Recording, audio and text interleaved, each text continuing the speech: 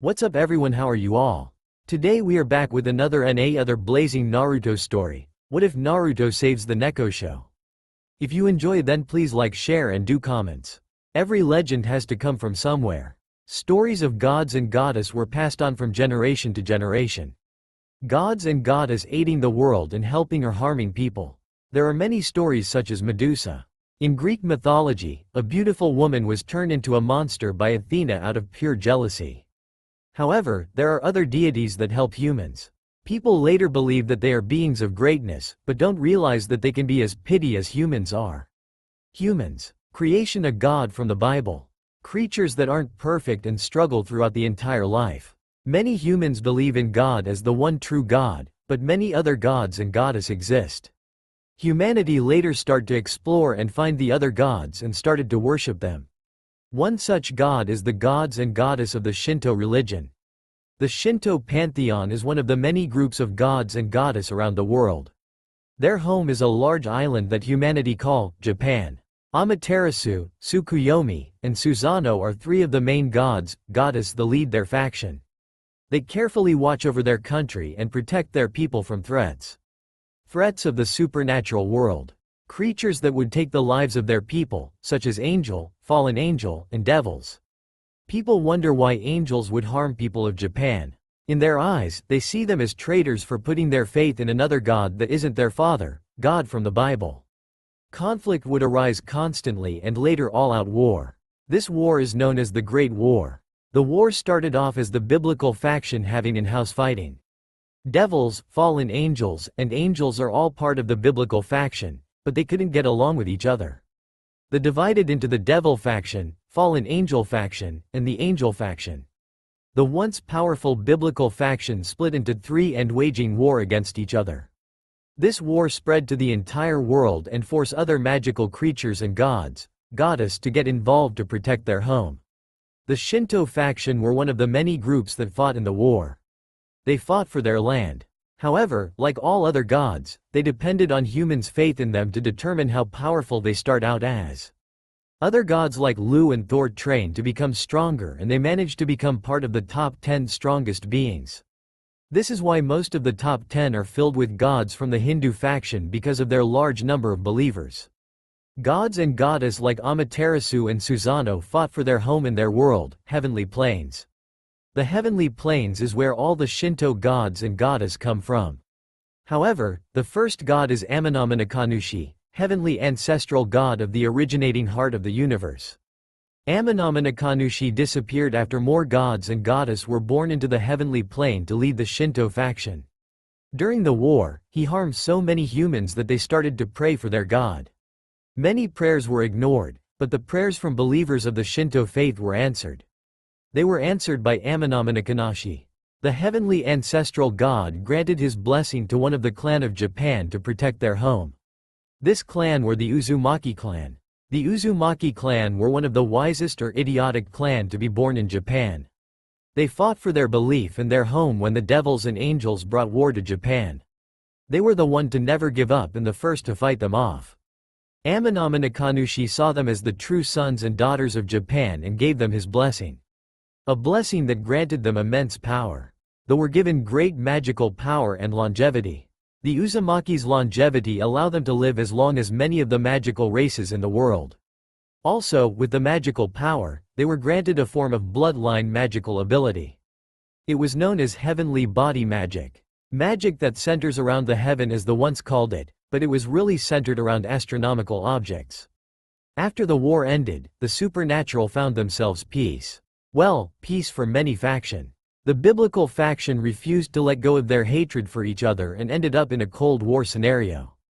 The Uzumaki clan found themselves to live in peace. After a while, they lost their bloodline, heavenly body magic. However, it didn't matter to them. The Uzumaki live in the belief of living for family, so power didn't matter to them. Though, they still had their longevity and magical prowess. They were still feared by many other faction and creatures for being so powerful for humans. The clan would reside in Kyoto due to it being the capital for the Shinto faction. To enter the heavenly plains, they would need to enter Kyoto first. As a clan blessed by Amanama Nakanushi, they are the few that were allowed to enter. Even the yokai that work together with the Shinto gods weren't allowed in, except for a few. The Uzumaki are peaceful and powerful people, so the yokai and human of Japan offer them to lead them, but they would refuse, saying, "We want to live a happy life." Time has passed. The Uzumaki spent their time in peace and happiness. They prefer to live in the normal world instead of the supernatural world, so they would be forgotten by many outside of the Shinto faction. In the 21st century, the Uzumaki family dwindle in numbers and only a handful survived from those that seek out revenge or from natural causes. Even with their peaceful life, they wouldn't be allowed by others to live in peace, so they would always train themselves and keep contact with the gods, goddess, and yokai in Kyoto. One Uzumaki family moved to Kuo Town, a town in Japan that didn't contain much of the supernatural world. It was there the Uzumaki Kushina found love. She met a man there and married him. This man is now Uzumaki Minato, formerly Namikaze Minato. They built a life together in Kuo and had a child. Before I continue, you must understand that the Uzumaki are a prominent family for the Shinto faction. Considering with their few numbers, every birth was always important. The gods and goddess would be there for a birth of an Uzumaki. During Kushina's delivery day, many people visit her on October 10th. The god, goddess, and other people from Minato's background came to see the child of Minato and Kushina born. The godfather of the child was given the honor to name the baby boy. He would name the newborn, Naruto Uzumaki. Time skipped 7 years. Kushina and Minato wanted to raise Naruto as a normal child. However, that wouldn't be possible because of his Uzumaki blood. Like all Uzumaki, he inherited their magical traits, but it didn't stop the loving parents to raise him to live a normal life as much as possible. Naruto grew up as a hyperactive kid, getting into trouble as much as possible. Because of this, Naruto didn't had a lot of friends. Parents would think that he was a troublemaker because of the pranks he would play on the neighborhood, so they would tell their kids to not play with him. However, it didn't bother Naruto much because he did find a friend, well, 2 friends specifically. He befriended Issei Hyodo and Irina Shido. It started off as any other prank that Naruto planned. Naruto planned to hit the local church in town. He wanted to paint it orange, his favorite color. The reason he targeted the church is due to him being raised as a Shinto follower, so Naruto didn't have any love for the other religion. The prank itself is innocent and wouldn't get him in much trouble if he was caught, but the chances of him getting got was great. Irina and Issei were playing with each other when they ran into Naruto in the park. Naruto was thinking of ways to hit the church at the time. Irina and Issei were troublemakers themselves and decided to join in on Naruto's prank on the church. Needless to say that it went perfect and he or his accomplices weren't caught. It was the start of a beautiful friendship. Sadly, it came to an end after a few years. "I can't believe it," said a sniffling little brunette boy.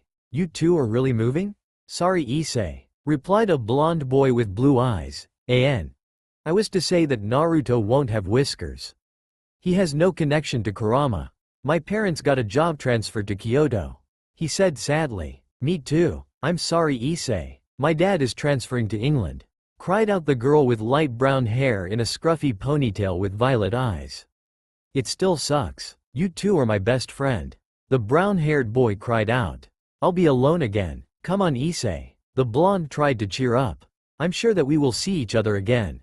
"Really?" asked the 2 crying children. "Of course." Irina, Issei, getting the 2's attention. "I know we will meet each other again. Maybe not now. Maybe not for a while, but we will see each again in the future." Hearing the small speech, Issei and Irina managed to cheer up.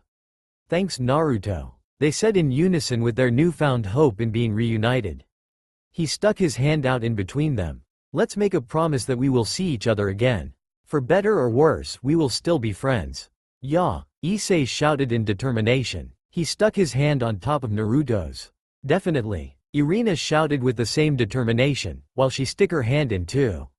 Kyoto. After saying their goodbye to each other, Naruto was taken to Kyoto. However, it wasn't due to a job transfer like Irina, it was due to the danger of the supernatural world. Kushina and Minato would watch the town carefully for any sign of the supernatural world. Recently, they found some devils trying to get in and found out they were hired to kill a blonde child. The parents immediately knew that someone hired the devils to kill Naruto. During Naruto's birth, something unexpected occurred. He showed signs of having the long-lost bloodline of the Uzumaki clan, heavenly body magic. It was there that his parents knew that he wouldn't have a normal life that they wanted him to live, so they decided to give him a normal life as long as possible until something happened. Now, something did happen and Naruto has to go to Kyoto to train in his ability.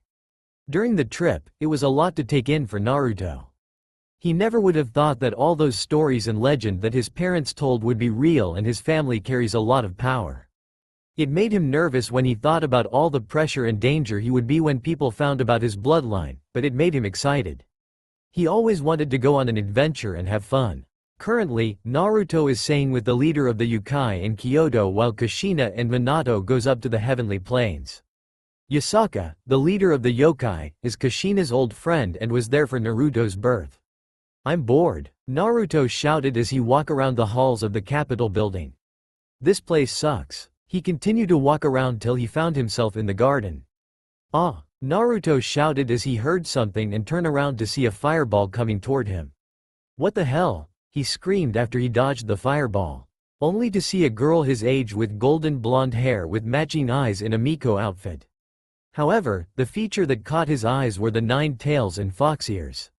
He was told about yokai, but he hasn't seen any yet till now.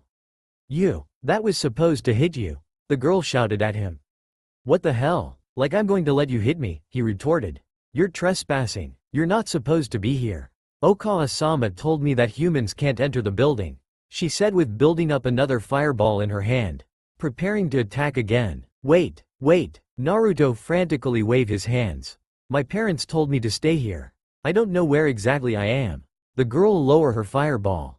Taking in Naruto's word, "Do you know what I am?" she questioned him. "Yeah, Ka-chan and Tu-san told me about yokais."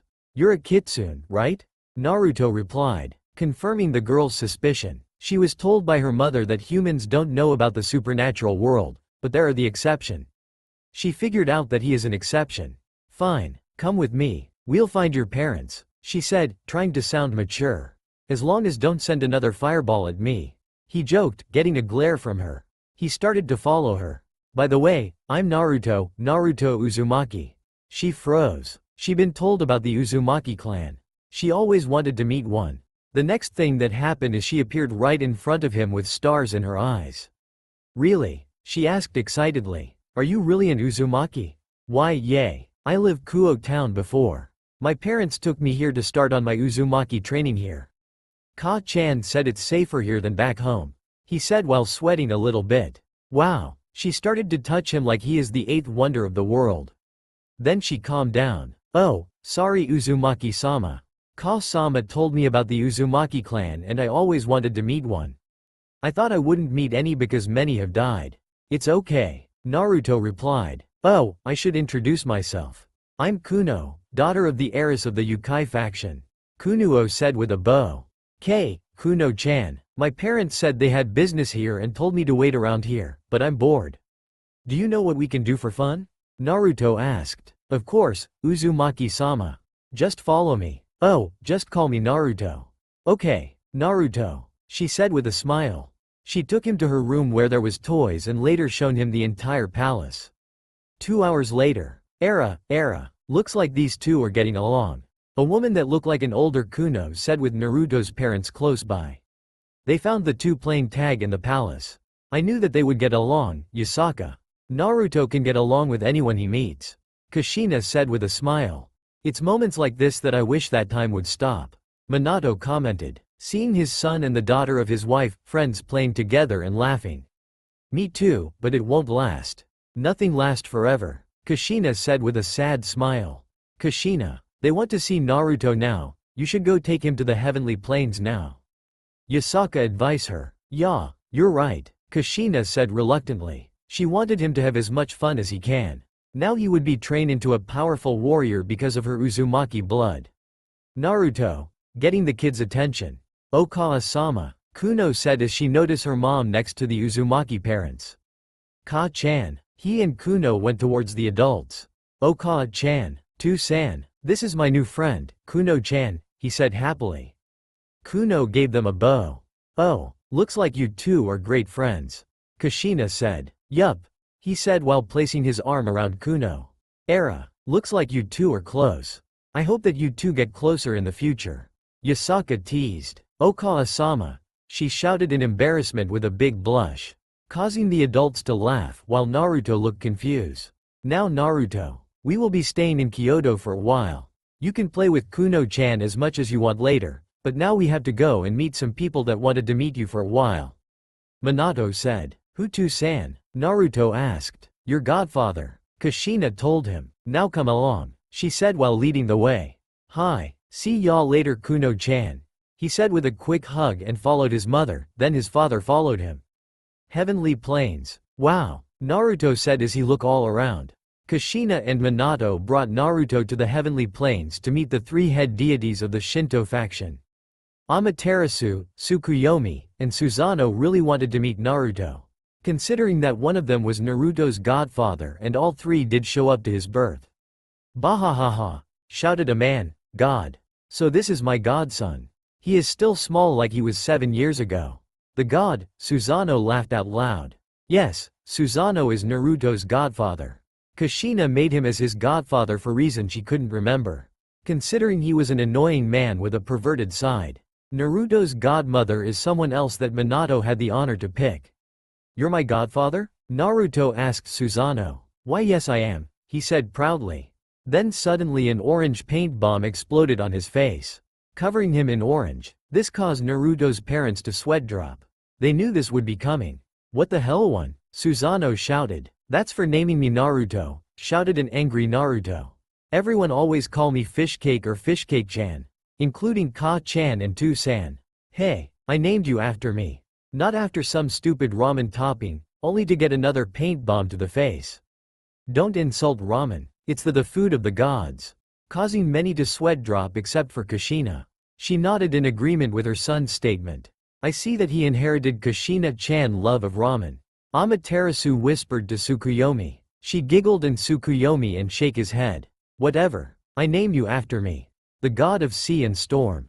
Naruto as in Maelstrom, Susanoo shouted in anger. Oh, Maelstrom is cool. Sorry, Naruto said with a bow.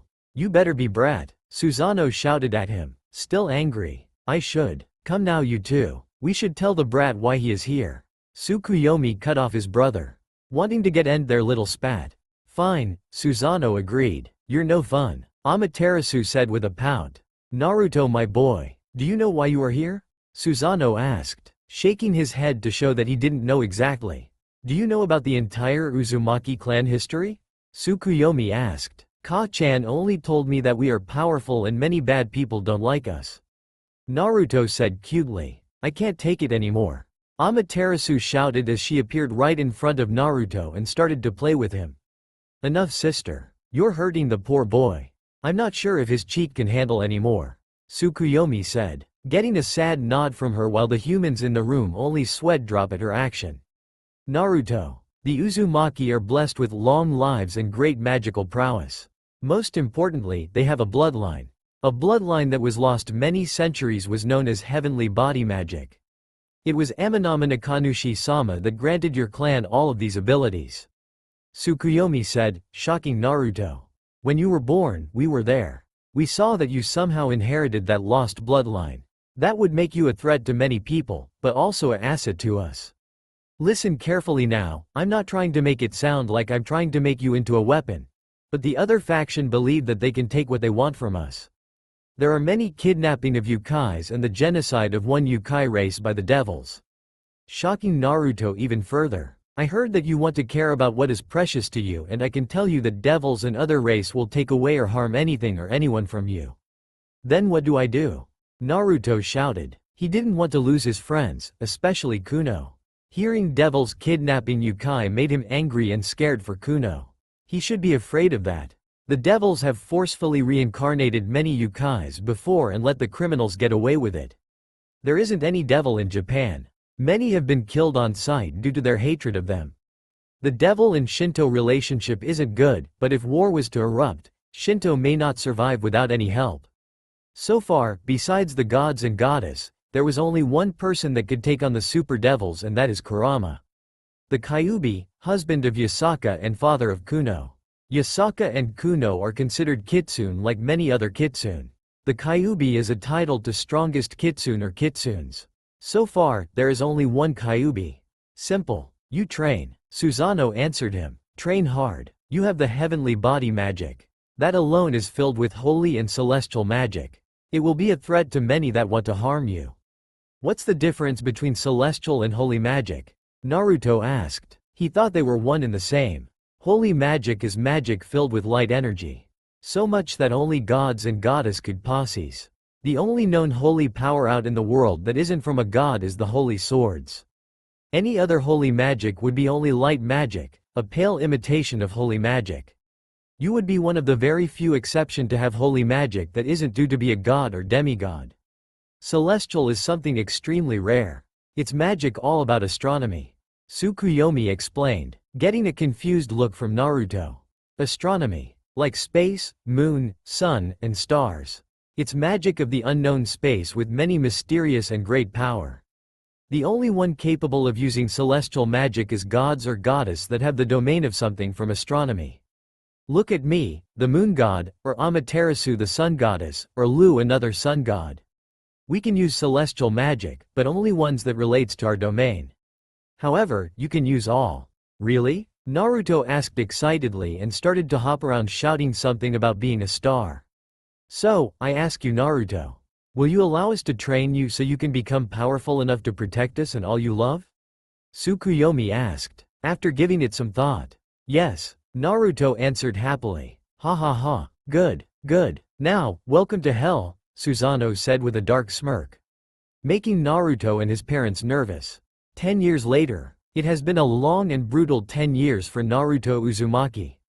The day he decided to become stronger in order to protect what is precious to him would be the day he cursed himself to the hellish fate, but he never regretted it.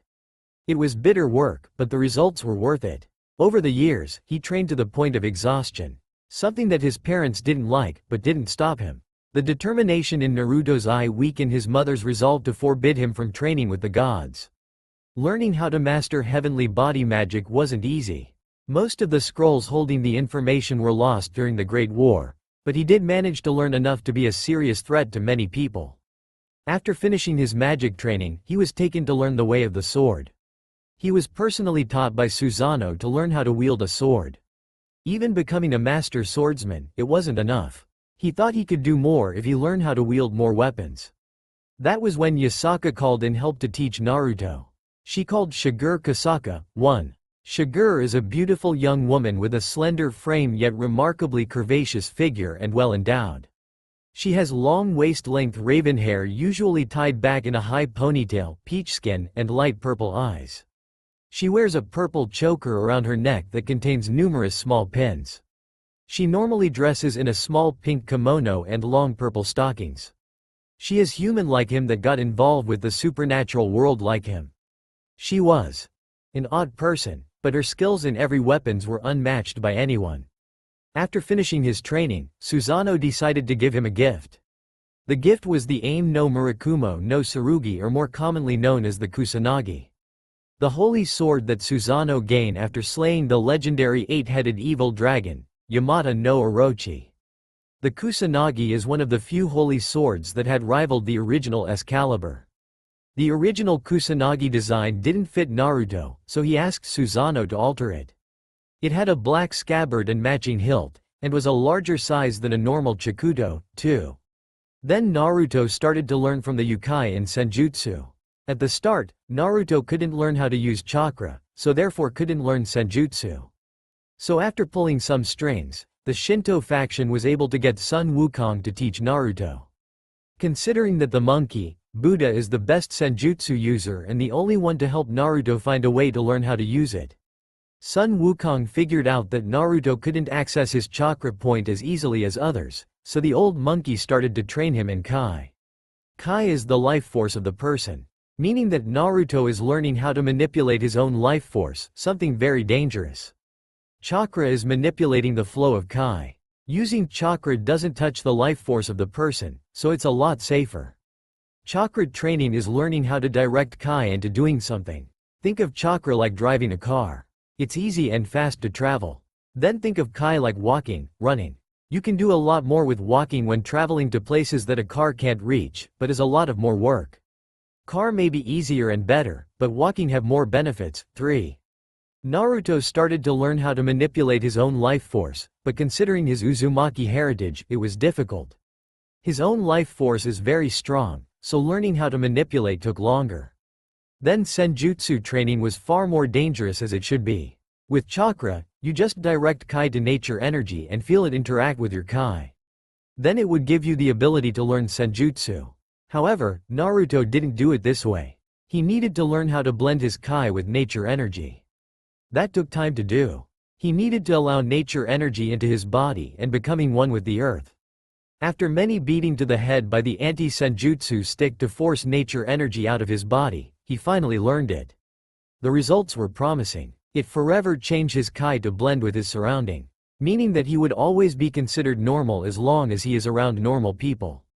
This made Minato and Kushina very happy because that would mean any censor would have the most difficult time when searching for Naruto. Senjutsu user or not, censors would always look for something sticking out, but if Naruto is making himself part of the background, he wouldn't be found. It was that idea that he went to Shigure to learn how to be a ninja. However, Naruto's senjutsu only give a boost to his physical power, magical power, sensing, and kai. He didn't get to learn about using senjutsu technique, but he was still happy with the results. Even after learning all of this, it wasn't enough for Naruto. He always believed that he could get stronger. He started to dive in his kai training.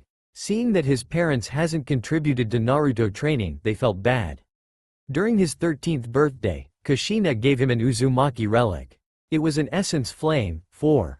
Essence flame can be considered as the god of fire. It was an idiotic idea from one of Naruto's ancestor.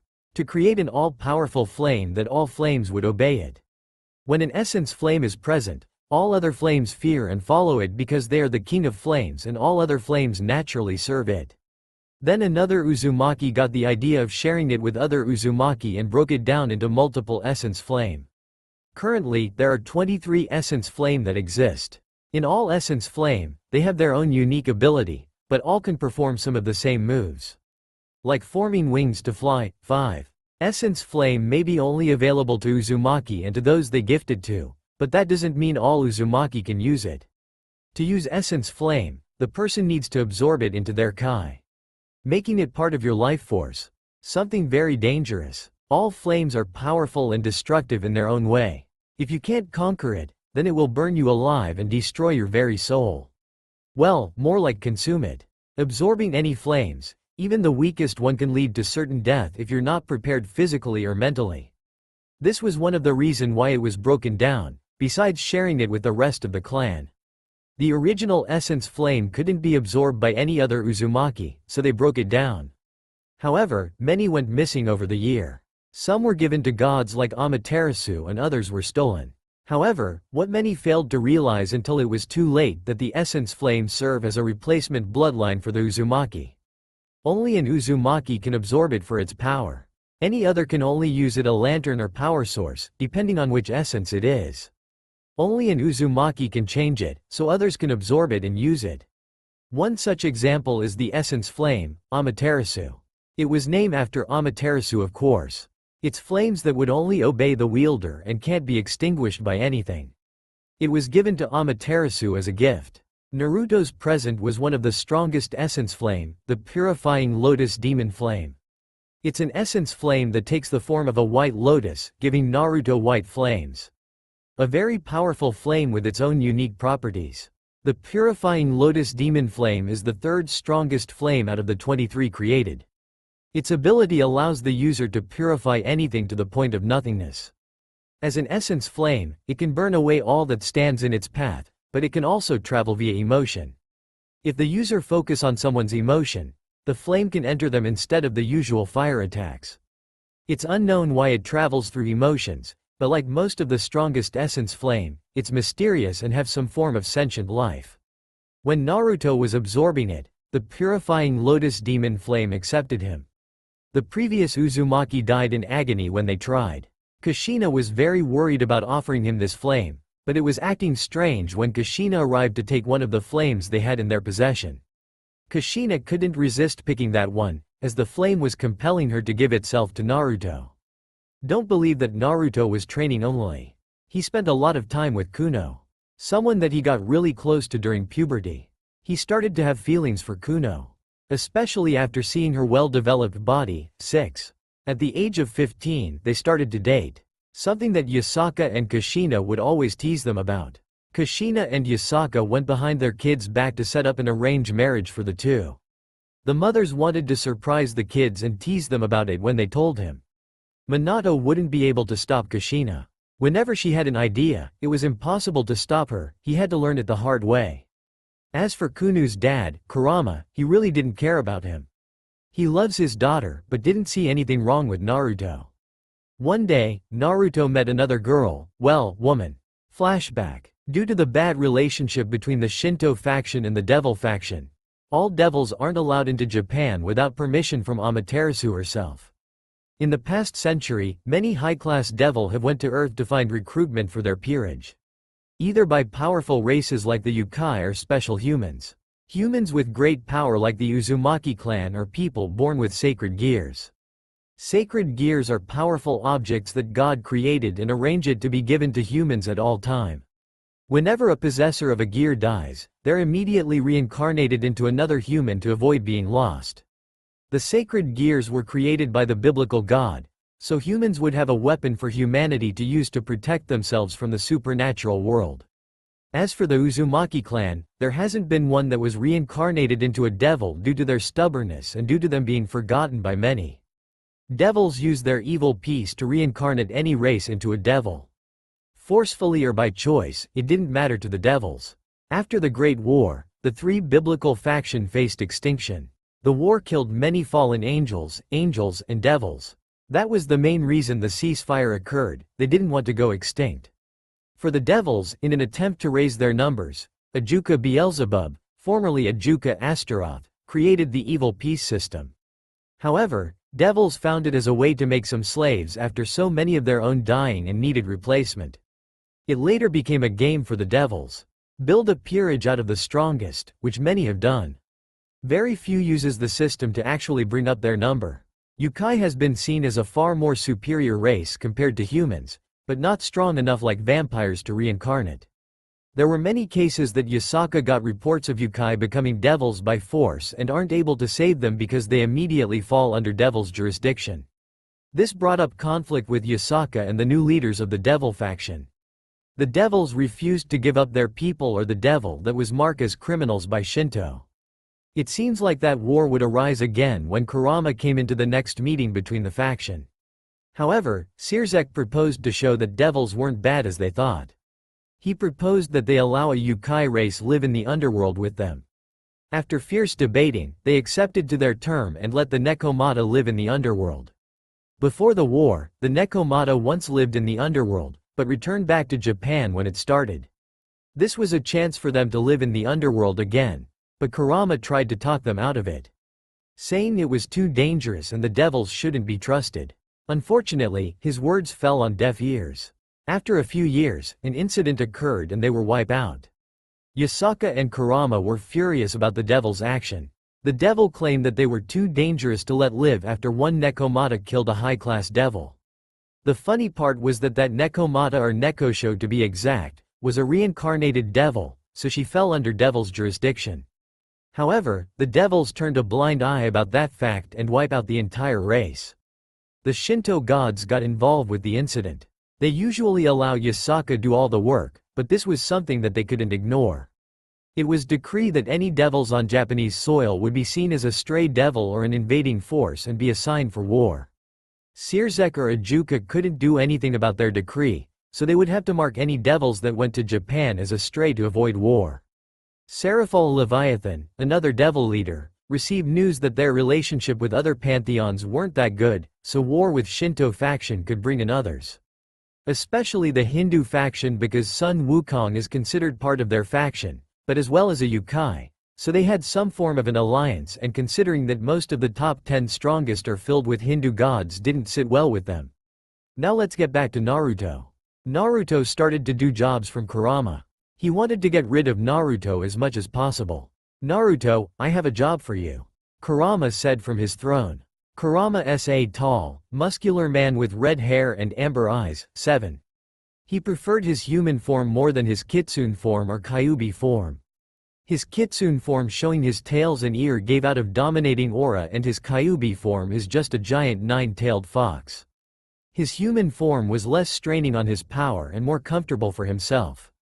For the kyubi, he didn't care about his position as the strongest. He acknowledged his own power, but doesn't become overconfident when facing an enemy. Overall, he can be considered a lazy man in general. He is one that wouldn't involve himself unless he has to. This was the main reason why he refused to lead the Yukai faction. He wanted to relax with his family and friends. "Hey old man," Naruto said with a wave. "What is it this time?" Kurama tossed him an airplane ticket. "You're going to Tokyo. We have reports of a devil in town and the last batch of men I sent died. You should be okay. Aren't you afraid that I would die?" Naruto deadpanned. "Of course not," he said with a smirk. "If you die, then Kuno would spend time with me. If you live, then Kuno would be happy. I win either way." Kurama may like Naruto, but he does have the same overprotective father instinct. It just happens to be a weird one. "Damn kitsune," Naruto muttered. "Come now Naruto. If you come back alive we can go have fun." Kurama answered back with a mischievous. For a lazy man or kitsune, he is still a kitsune that likes to have fun and cause some chaos somewhere. "You better treat me to ramen first," he shouted. "No problem," he said with a clap. Naruto took the tickets and left to Tokyo to hunt down the devil. Naruto didn't waste time searching for the devil. He didn't like innocents dying, and having a stray devil around would lead to many deaths. Considering that all devils are forbidden to enter Japan, they couldn't send anyone to kill the stray, so it was left to the Shinto faction. The surviving Nekomatas and other yukais still held a grudge against the devils and would kill to get a chance to have some payback. Naruto started to gather nature energy into his body to find the devil. He tracked the energy to an alleyway where he finds a group of dead devils and one standing devil left. My oh my, it looked like that the devils did come to Japan after the decree. Naruto said to get the stray's attention. "At least they're dead. You stray want to tell me who you are. I sense that you're a yukai, but can't tell exactly which one." Reincarnated devils are hard to sense with senjutsu. Getting the stray to pay closer attention to him. Nekomata, he thought. He has met a few Nekomata before in Kyoto and each one always say, "nya," or try to stop saying it. It was like Naruto with his verbal tic, databaya. Naruto would occasionally say it by accident. He did his best to stop the verbal tic. It was embarrassing when Kuno first heard it and wouldn't leave him alone about it. "Looks like I have been caught nya," the female Nekomata said. For Naruto, he already absorbed the surrounding nature energy, so she sensed him as a human. Nekomata are one of the yukai race that are exceptional when mastering senjutsu, but Naruto is an exception that she can't sense properly.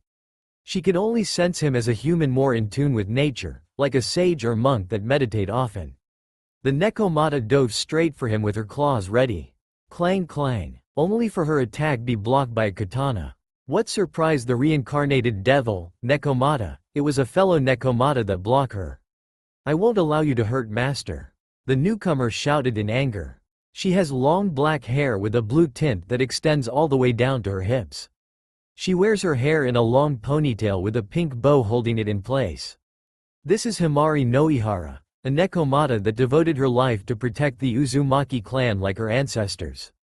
When Naruto was brought to Kyoto, she was immediately introduced to Naruto and assigned to be his protector by her family. She didn't have any problem accepting her duty, but Naruto did. She would always treat him like a prince, which he technically is, and it annoyed him. Naruto would do his best to break that habit. After an incident, she changed and became more friendly and flirty with him. Double flashback. Naruto was 11 at the time and he wanted to explore Japan more. To the disapproval of his mother. "For the last time, Naruto." I said no, it's too dangerous, Kushina said. She didn't want him to be in danger too soon, but it's in his blood to do what he wants and wouldn't give up. "Please," Naruto begged on his knees while using his infamous puppy dog eyes. "The answer is still no," Kushina stated without hesitation. Che, that didn't work, he thought. His puppy dog eyes would usually work. "Come on Kushina-chan, We both know that Naruto won't give up, Minato said. During Minato's childhood, he liked going out exploring as well. The difference between him and Naruto is that Naruto have parents and is a hell a lot more stubborn than him. Minato would be talked out of his ideas most of the time by his caretaker or friends, but Naruto won't. Being the son of an adventurous blonde and stubborn Uzumaki is the worst nightmare for parents. It's too dangerous and he is too young, Kushina stated. She didn't care if she was the same way as Naruto as a kid, she wouldn't put Naruto in danger. How about this, we let him go further out of Kyoto. Minato tried to compromise. There are some criminals out there that we haven't dealt with. We can let Naruto do it. He is trained in this way, he would still be close by to be safe. Naruto hope rise as he watched his father tried to help him. After a moment of thought, fine, Yata, but, getting his attention, you have to take Himari-chan. She is your bodyguard. Hi, Naruto said happily. Himari-chan, where are you? He shouted to find his friend, bodyguard. Scene change. Himari-chan, Naruto shouted. He saw her get blown away by a devil. It started as a simple task as to deal with a mugger in one of the Inu district. There were reports that some of the Inu yokai were being attacked by an unknown. This district was known for the elderly Inu yokai, so they couldn't really track down and deal with the mugger. They had to report it to Central, the place where yokai mainly live and hold their forces. The mugger turned out to be a stray devil or so they thought, but it was odd for strays not killing their prey. Ha ha ha, I was told that the Nekomata race were already extinct. Lucky me, I get to go back a hero after my mission is done. The devil shouted. He was one of the devils that were expendable for the devil faction. He was sent to gather information on the yokai, but would be acknowledged that he is a stray if the yokai found out. It was a common tactic used by the devils. It was usually done for gather intel for unknown reason, peerage scouting, or some other unknown reason. The law didn't stop their greed. This devil was one of the one that participate in the Nekomata purge. Damn you. Naruto threw a few kunai at him and went to check on Himari. Himari-chan, are you alright? He asked her while holding her in his arms. Master, she said weakly. Run, your life is more important. No, I won't leave you alone to die. You're my friend and someone precious to me. I rather die than abandon you, he said with great determination in his eyes.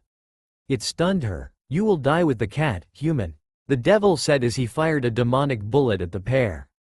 Move, master, Himari shouted. Naruto just stood up to block the attack with body. No, she shouted in tears. She didn't want him to be harmed, especially now after his little speech. Naruto just stuck his hand forward, perpendicular to his body, and crossed them. Heavenly beam, Naruto shouted. A golden magic circle appeared at the tip of his hands then disappeared to show that the spell has been activated. Several golden beam made of holy and celestial magic shot out and easily destroyed the devil's attack and instantly vaporized the devil. The weak devil couldn't survive against holy magic, maybe light, but not holy. Himari could only stare at Naruto. Seeing that he is more than capable of protecting him. It was the first time she saw him using heavenly body magic and she didn't realize that it was this powerful. Even after hearing about the legend, Naruto turned around to face her. You alright, Himari-chan? Naruto asked. I'm fine, master. We should head back and report to your parents and Yasaka-sama. She said as she tried to get up, but failed. Naruto turned around and started to crouch. Get on, I will carry you. Naruto said, offering his back to carry her. But master, I see can't. No buts. I won't leave until you get on. He said stubbornly. Fine, she climb on him. We will tell them later. Your health comes first. He said in a tone that shouted, don't argue with me. Doki Doki Himari started to blush. Hi master, she said while burying her face deeper into his back. When will you ever stop calling me, master? I told you, Naruto is fine. He said. She blushed even more. She was glad that he couldn't see her now. Hi, Naruto-kun, she said happily, but with a muffled sound. Since then, she started being more of a friend to Naruto and would flirt, seduce him. It didn't sit well with Kuno. Double flashback end. Another Nekomata. The stray said quietly. Why are you serving a human? She asked. Naruto-kun is my master. I will protect him to the day I die. She shouted proudly. Himari-chan, what are you doing here? I thought I left you back here in Kyoto. Naruto said casually. Sorry Naruto. I heard that this devil killed the last people that came here and thought it would be safer if I follow.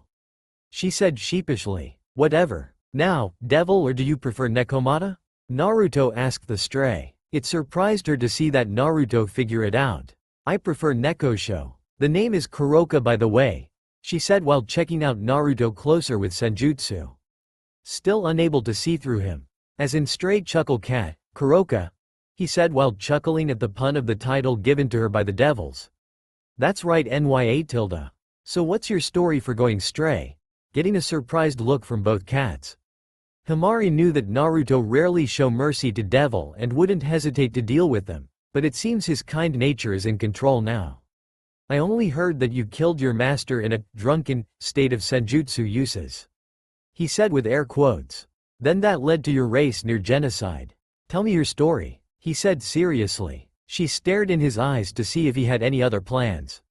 Only to see nothing deceptive in his eyes, or her senses didn't say anything. She gave in to his demands.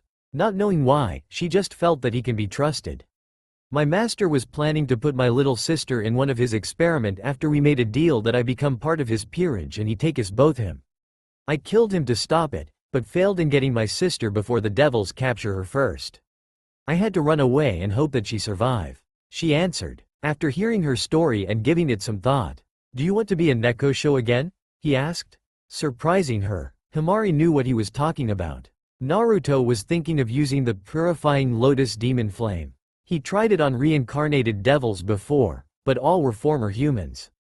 The purification worked, but they couldn't survive the process and died after becoming human again. That's impossible. There is no way to change back. She shouted. She was in denial. She was always proud of being of Nekoshou, but becoming a devil was necessary. Tell me, do you know about the Uzumaki clan? He asked. Only to get a nod. All Yukai knew about the Uzumaki clan. They were heroes to all of Japan in the supernatural world. They protected them from during the Great War and saved many lives. Naruto raised his hand and channeled Kai into it. A white flame lit up in his palm. This is the purifying lotus demon flame. The third strongest essence flame and have the ability to purify anything. Kuroka could only stare at it in disbelief. She knew about the essence flame that the Uzumaki created and how powerful they are. Especially the top 5 ranking flames due to their mysterious behavior. Many kid of the flames could challenge the flame of various gods, goddess. Even Amaterasu's flame isn't as strong as the essence flame, Amaterasu. Her flame was a powerful flame, but could only burn things like any other flame magic. After absorbing Amaterasu, her flames became black and couldn't be put out for 7 days and 7 nights. Only Amaterasu had control of the flames, anyone else would be burned till they turned to ashes. Oh, I forgot to introduce myself, I'm Naruto Uzumaki. He said with his usual grin. Can you really? She asked quietly, but loud enough to be heard. Technically yes. I have done it in a couple of reincarnated devils, but they died. Then again, they were humans before and couldn't survive my flames. You would be the first non-human reincarnated devil to try it on. No guarantee on survival, but I do guarantee on becoming a Nekoshou again. He said confidently without a single sign of arrogance. Kuroka was conflicted about the offer. She really wanted to become a Nekoshou again, but there was a chance of dying. She still had to find her sister, but for all she knows, she was killed like the others in the purge. The reason she hid in Japan is due to the devil faction being in another Cold War state with another faction. The angels and fallen angels didn't bother the other faction much. It was only the devils bothering others due to their desire to reincarnate anyone powerful into a devil. Please. Kuroka dove in for a hug. She held onto Naruto tightly. Change me back, please, she said with some tears in her eyes. Himari allowed this to go on because she knew that Naruto was being his kind self and she would want to help her fellow Nekomata. Okay, I hope you can survive, but first, we should do this somewhere safe. He turned to Himari. Himari, I'm going to need you to perform senjutsu to heal her while I get rid of the evil piece in her back in the hotel. Can you perform senjutsu to heal yourself, Kuroka? She nodded.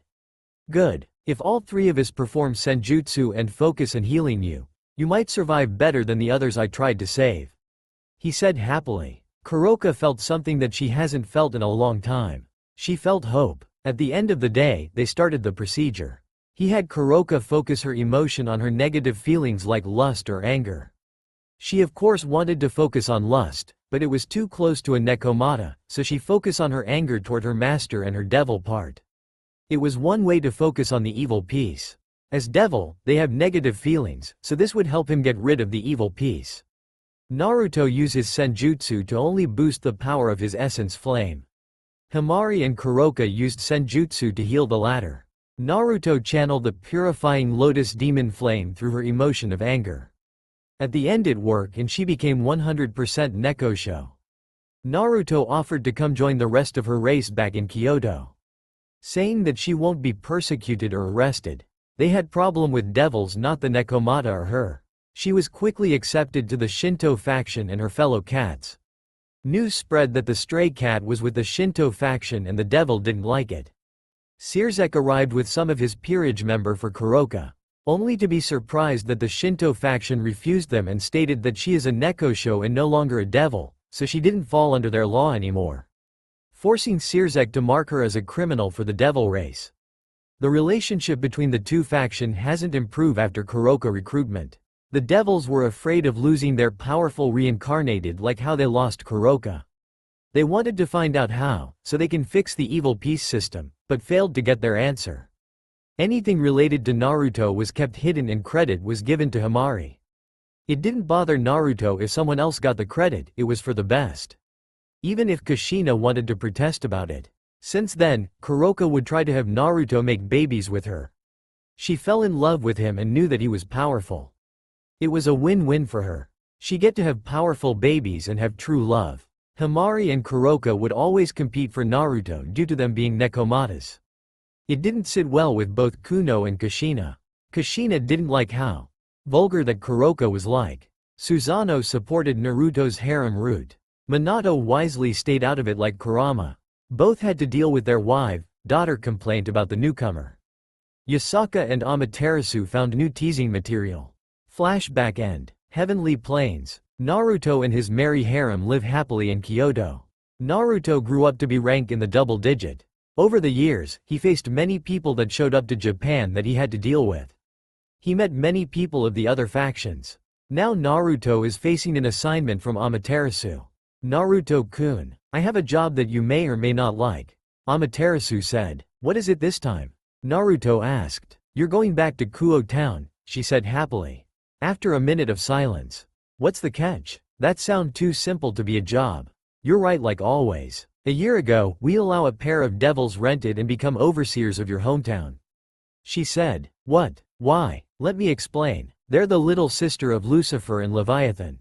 They wanted to come to Japan for a long time, but I don't know why Kuo. We refused of course, but they offer something we couldn't refuse. What would that be? That would be this. Susanoo shouted from behind Naruto holding something. Semen. Naruto shouted his nickname for the super pervert known as Susanoo. Naruto saw what it was in his hand. 8. Damn it, I told you to not call me that. Susanoo responded. Is that? Naruto said unbelievably. Yup, an essence flame. The bone-chilling flame. One of the most unique and powerful flame. Even if it's ranked 11th. The cold abilities that it gives out makes it more difficult to be overpowered by some of the single-digit ones. Susanoo answered. Apparently the devils stole this one. They tried to absorb it, but failed every time. I heard that the genius, Ajuka, failed to learn anything about it. I'm afraid that the devils may have more of your flames, but we can't go down to hell and start tearing shit up. They gave it back in exchange for allowing the two heirs become overseers. Of course there are several conditions and they broke them. What did they do? Naruto asked seriously. He knew how bad the relationship between the two are and if they allow this to go on, it can't be good. There are 16 people dead due to their inaction. Since they arrived to Kuo, the fallen angel followed them. The fallen have killed several people under their watch. The devils are only covering it up and they're not compensating the family that lost their own to the crows. One of the conditions for not having a representative in Kuo is that the heiress make sure that no one is harmed. 16 deaths is the last straw and they still allow the crows to stay illegally. Amaterasu said while flaring up her power. They were Japanese people and some were believers of the Shinto faith, so this didn't sit well with her. I'm sending you to watch them. You don't have to reveal yourself unless you want to. You're to monitor them. If we have one more person die, then you send message to me and we will decide what to do from there. Alright, Naruto started to leave. Oh, before I forget, Shigure is going with you. Getting a surprised look from Naruto. She is an adult, so she would be the responsible adult. Also, if something happens, she would take care of it. She said with air quotes when she said responsible. Okay. Oh brat, Susanoo shouted. You should absorb this. He handed the bone-chilling flame to him. It would be helpful to have around. Try not to use heavenly body magic or the purifying lotus demon flame as much as possible. It's important for you to have some triumph cards. He said with a grin. Thanks Seaman, he took the flame with him. Naruto started to pack up to go back to his hometown. However, there were some people that wanted to come along. One is his always faithful guardian angel, Himari Noihara. She wouldn't allow him to go anywhere alone. The next person is Kuno. She wanted to go along and what was worse that her mother supported her decision. Then Kuroko refused to let Himari be the only Nekomata with him. She also joined under the guise of being the responsible adult, but she is as bad as Shigure when it comes to responsibility. A monitoring mission soon became something like a vacation for him. It didn't help that Susanoo was talking about them being his own harem. Naruto allowed the three to come along, but the Nekomata and Nekoshou had to be in their cat form. Too much girls in one house would draw too much attention. Kuo Town. Evening. Damn, you guys didn't finish construction yet. Naruto said. Sorry sir. We will work through the night to finish it and it will be ready tomorrow morning. The foreman of the construction reassured. Okay, thanks. Naruto walked away after speaking to the foreman. Naruto's house in Kuo was under reconstruction. Kushina took the liberty to buy several houses surrounding their home to increase the size of it. It was being turned into a Japanese traditional residence compound with several modern modifications. They added a second floor to the buildings and a basement for a swimming pool. There is the main building where they live and where the basement and transit at. Then there is a dojo, a small garden, and a storage building in the estate. Surrounding the entire residence is a wall. 9. So we should rent a hotel tonight? Kuno asked while walking besides him. Maybe. I rather save some money. There is an old friend that still live here. I could ask them to let us spend the night there. Alright, the two headed toward to the house of his old friend. They were followed by a pair of black cats that happened to be Kuroka and Himari. Knock knock, and brunette woman answered the door. Only to find a pair of blonde teenagers. One was a girl wearing a red yukata. The other blonde was a boy with blue eyes in a black outfit. 10. There was also a pair of black cats at their feet. Oh, who are you two? The woman asked. Don't tell me you forgot about your troublesome blonde? He feigned being hurt. Naruto. She came in for a hug. It's nice seeing you too, Auntie Hyodo. He returned the hug. He was close to the Hyodo family that they were like uncle and aunts to him. The same could be said about his other friend's family. My oh my, look how you have grown. Dear, come look at who is at the door. Mrs. Hyodo called out for her husband. Who is it? He came to the door. Who are you? He asked while readjusting his glasses. Unable to recognize the teen. It's Naruto dear. Naruto. My boy look at ya. My you grown. He said happily while giving him a pat on the back. Oh, who is this? He looked at the girl. I'm Kuno. I'm Naruto's friend from Kyoto. It's nice to meet you. Kuno answered with a bow. Who? Ain't you a pretty lady? My, Naruto is sure lucky to be dating you. He isn't my boyfriend, girlfriend. They said embarrassingly while have a blush on their face. One of the cats was laughing at them. The parents was laughing at the pair as well. Well, I'm back in town. My house is still under construction. The foreman said they would be done tomorrow morning. I was hoping that you will allow us to stay here for tonight. Of course, you and your friend and cats are welcome to stay the night. I expect that you allow us to see your home tomorrow. Mrs. Hyodo said with a grin. Of course. Naruto and his friends walk into the house. It was dinner time and Mrs. Hyodo cooked enough for all of them. Hey, where is Issei? He asked as he enjoyed the meal. Oh, he isn't home yet. I'm sure he would show up eventually. After you and Irina left, he started to become the little troublemaker like you. Haha, look like you rub off him Naruto-kun. Kuno commented. I wish. Mr. Hyodo said. He became a huge pervert recently. Only to get a laugh from Naruto. He is still my friend. I hope to see him tomorrow. They enjoy the meal. Naruto and Kuno took the guest room to sleep in. Mr. Hyodo always talk about him being in a relationship with Kuno. Seeing how they're sharing the room together. Morning. Ah! A scream came from the house. Dear, Issei is with a girl and they're naked. Mrs. Hyodo shouted. She saw Issei and a red-head girl with a very large bust naked in his room. The scream woke up Naruto and Kuno and the cats. 11. Naruto. I sense two devils, Kuroka said. Damn, I don't want to reveal who we are yet.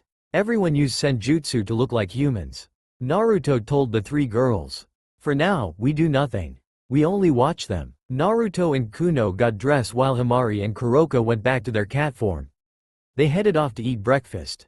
As the two blondes and parents ate, Issei and a redhead walk in to join them. Huh, who are you two? Issei asked. Haha, don't tell me you forgot. Still getting a blank look from Issei. Do you remember? I know we will meet each other again. Maybe not now. Maybe not for a while, but we will see each again in the future. Naruto said with a childish voice. The redhead was watching the blonde. Issei was her new pawn and she would want to know about his life. Naruto. Issei shouted. Naruto got up and went in for a hug. It's been a long time, he said happily. His old friend is back in town. Too long, Issei. Look at you, you got a girlfriend. He said as he gestured to the redhead. Oh, this is Rias Gremory. He introduced her to everyone. She isn't my girlfriend. What about you? He pointed to Kuno. They took their seats at the table. I'm Kuno. I'm from Kyoto. Kyoto? Really? Rias asked with stars in her eyes. Why, yeah. Me and Naruto-kun came from Kyoto. I came with him when he was coming back to his hometown. I'm not Naruto-kun's girlfriend. Kuno answered. Then she picked up a black cat with a headband on her. This is Kuro. She is my pet. Kuno didn't want to use her real name because it would be obvious to devils. Kuro means black in Japanese, so it fitted a black cat. Kuroka became a popular topic after she was returned into a Nekoshou. Many high-class devils fear losing their servants to the one that changed Kuroka. There were some reincarnated that tried to get to Japan to see if they can be saved. Many have failed. Naruto picked up another black cat with a bow on her tail to introduce to everyone. This here is Himari. Himari licked his face to show her affection toward Naruto. Those two cats look like nice pets. Mrs. Hyodo commented. Era. Rias said to gather everyone's attention. Are you and Kuno joining Kuo Academy? She asked. She wanted to keep her eyes on them. Yes, we are. Technically today should be our first day, but the house construction wasn't done yesterday. Today, we would have to ditch today and go settle in our new house. Naruto said with a smile.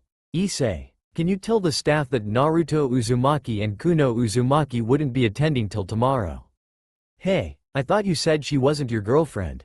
Issei shouted in anger and jealousy. She isn't. She is my fiancé. Naruto dropped the ball on everyone. Rias looked a little sad for some reason. What? The Hyodo family shouted. You guys should know that my family have their traditional roots to Japanese culture. So does Kunu's family. They arrange us to marry each other at the proper age. Naruto answered. The day that Kushina and Yasaka revealed the marriage contract didn't last long. Kuno fainted in happiness and Naruto had to face all their teasing and Susanoo's perverted blabbering. The marriage contract was made after Naruto and I met. We became close on the day he arrived to Kyoto. Okawa-sama and Kushina-san were very close during their childhood. Kuno said while blushing. Naruto was weakly laughing. Yeah, even though we aren't married yet. She took on the Uzumaki name already. It was embarrassing when we heard about the contract, but we are happy. He said while giving her a kiss. Issei looked even more jealous. They talked about life in Kyoto while finishing breakfast. Rias was the one asking the most question. Then they all headed out of the house.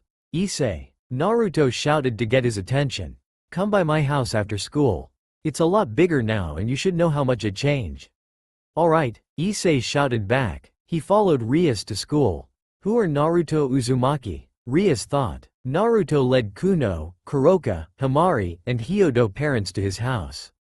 This house is impressive, shouted Mr. Hyodo. Amazing. For a traditional house there are several modern rooms. Mrs. Hyodo said. Naruto introduced the Hyodo to his newly rebuilt house. To say the size is big is an understatement. The entire estate took over a couple of houses that were there before.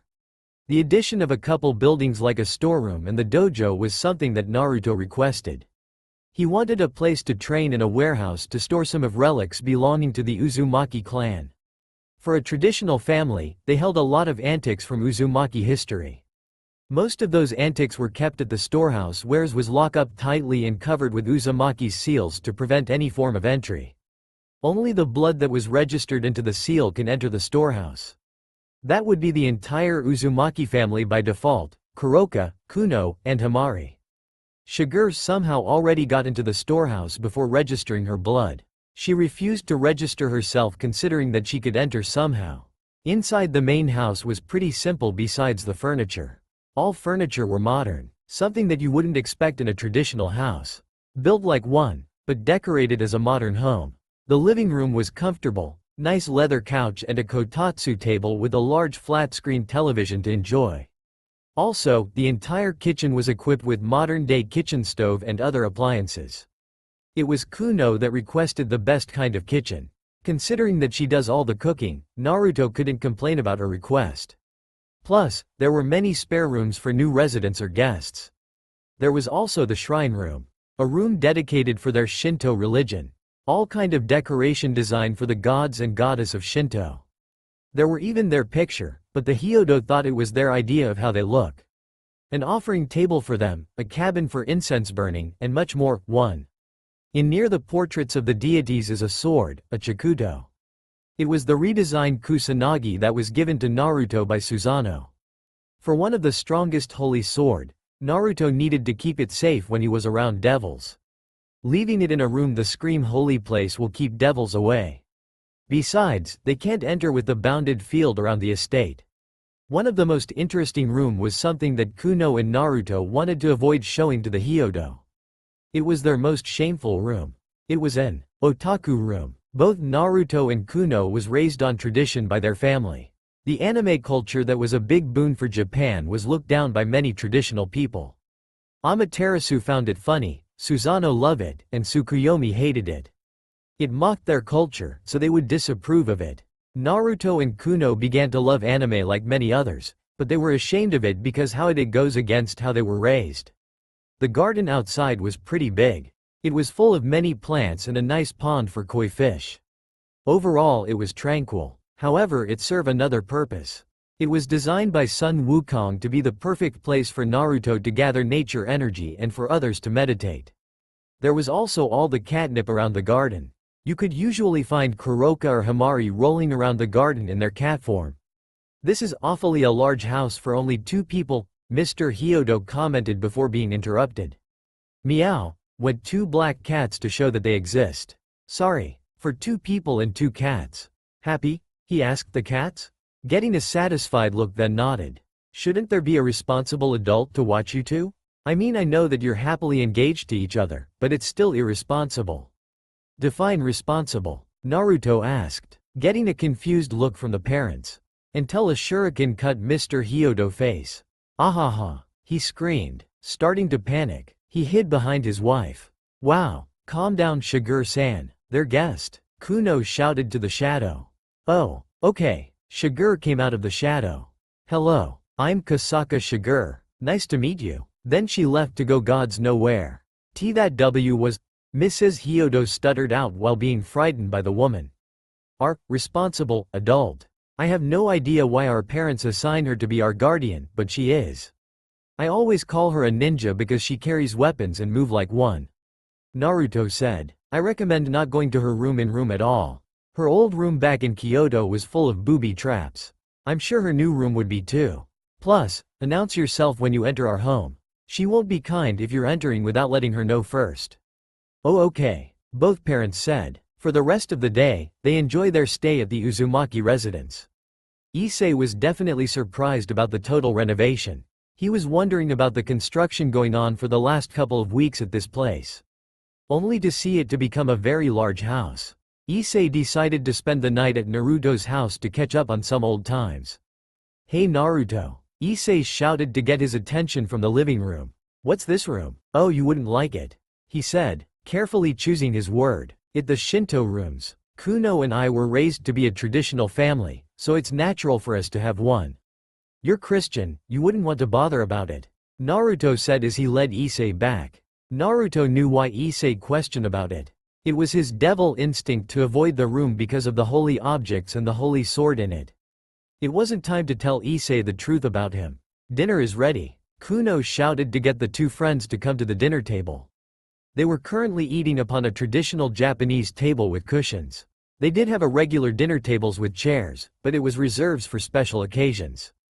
Issei only looked at the expensive dishes and decorations. Man, where did you get all the money to pay for all this? The reconstruction alone must have been a fortune. Plus that indoor pool is awesome, he asked happily when he thought about the indoor heated pool with a jacuzzi. He really want to go swimming in it. I mean, your old home was pretty normal. Issei, the Uzumaki family is one of the few family that keeps to Japan's tradition.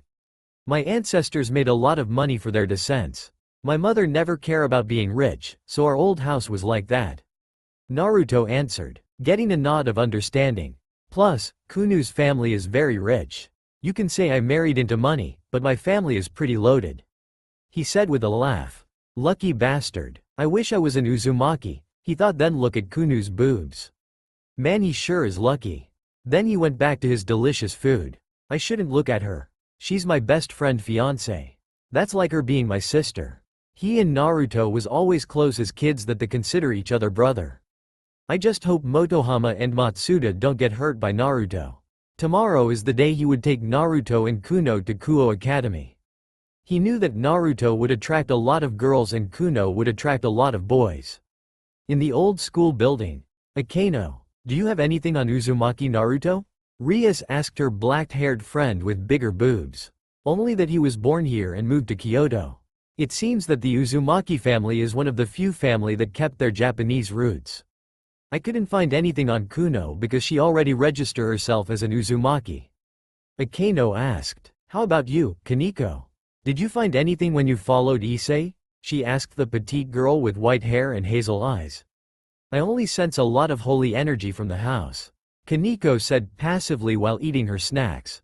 This made Rias serious. I'm not surprised, Akano commented, only for Rias to look at her for answers. The Uzumaki are like Himejima clan. They aren't connected to the supernatural world like the Himejima, but they're ancient. They most likely have holy objects belonging to the Shinto faction. I remember seeing several in my old life, she said sadly. Since the Uzumaki clan were famous throughout the Shinto faction, but many were jealous of their power and how they're favored by Amanama Nakanushi. Once they left the life of supernatural, they tried to hide as much of them from their own clan to sound like they're the strongest clan for the Shinto family. They kept the Uzumaki hidden out of jealousy mostly, but some other clan did it because the Uzumaki wanted to live a normal life. Akino's news relaxed Rias. She feared that a family from the church move into her territory. Okay, but keep an eye on them. Everyone nodded. Kiba, tomorrow, bring Issei to the club room. The next day, Issei, Naruto, and Kuno left off to school. Kuroka and Himari were staying inside the house for the day. Shigur is off doing gods know what. For all the years Naruto knew her, he can never figure her out. She was too good at hiding. The only time he can find her is when he is using senjutsu. Thud. The three students turned their heads toward the sound, only to find a young nun that fallen. Issei went over to help her out. Are you okay? He asked her while he offered a hand. Owie, why do I keep tripping over?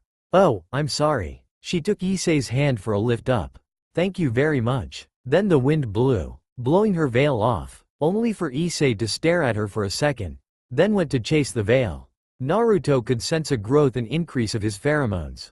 Through the years of training his kai and senjutsu, he learned to naturally sense things.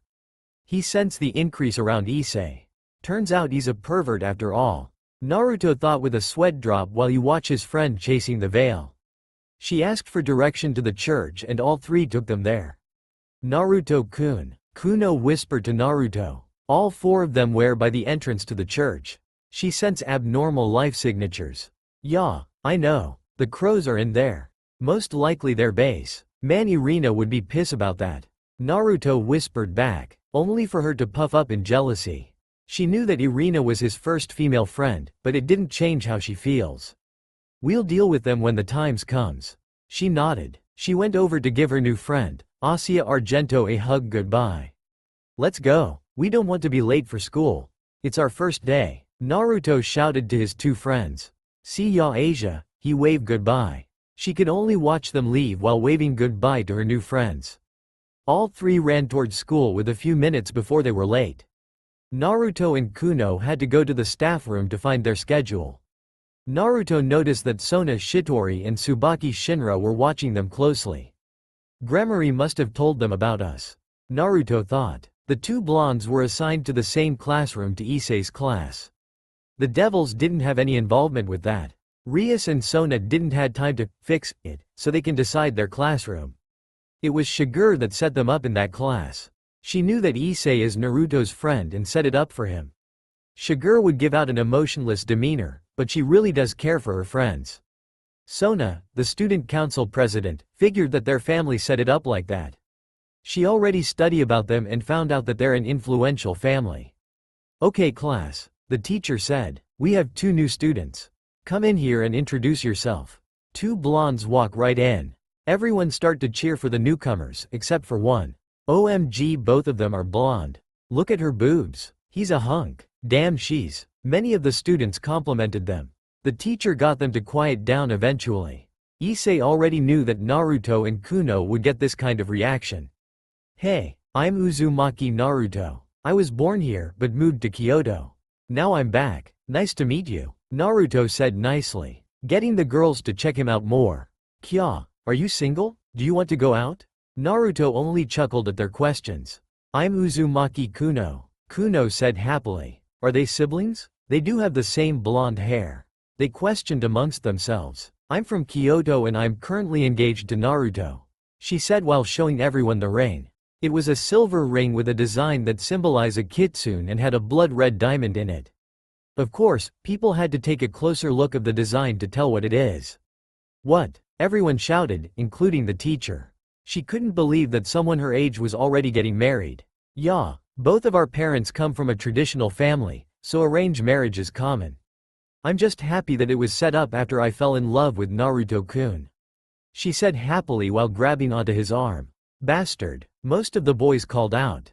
Many wanted to ask the new girl out, only to find her already engaged. No, the girls shouted. They wanted Naruto for themselves. Enough, shouted the teacher. She had enough of the slight pandemonium that was caused after the discovery of the two's status. Take your seat over there, the teacher ordered. The rest of the day, they would be asked questions by the students.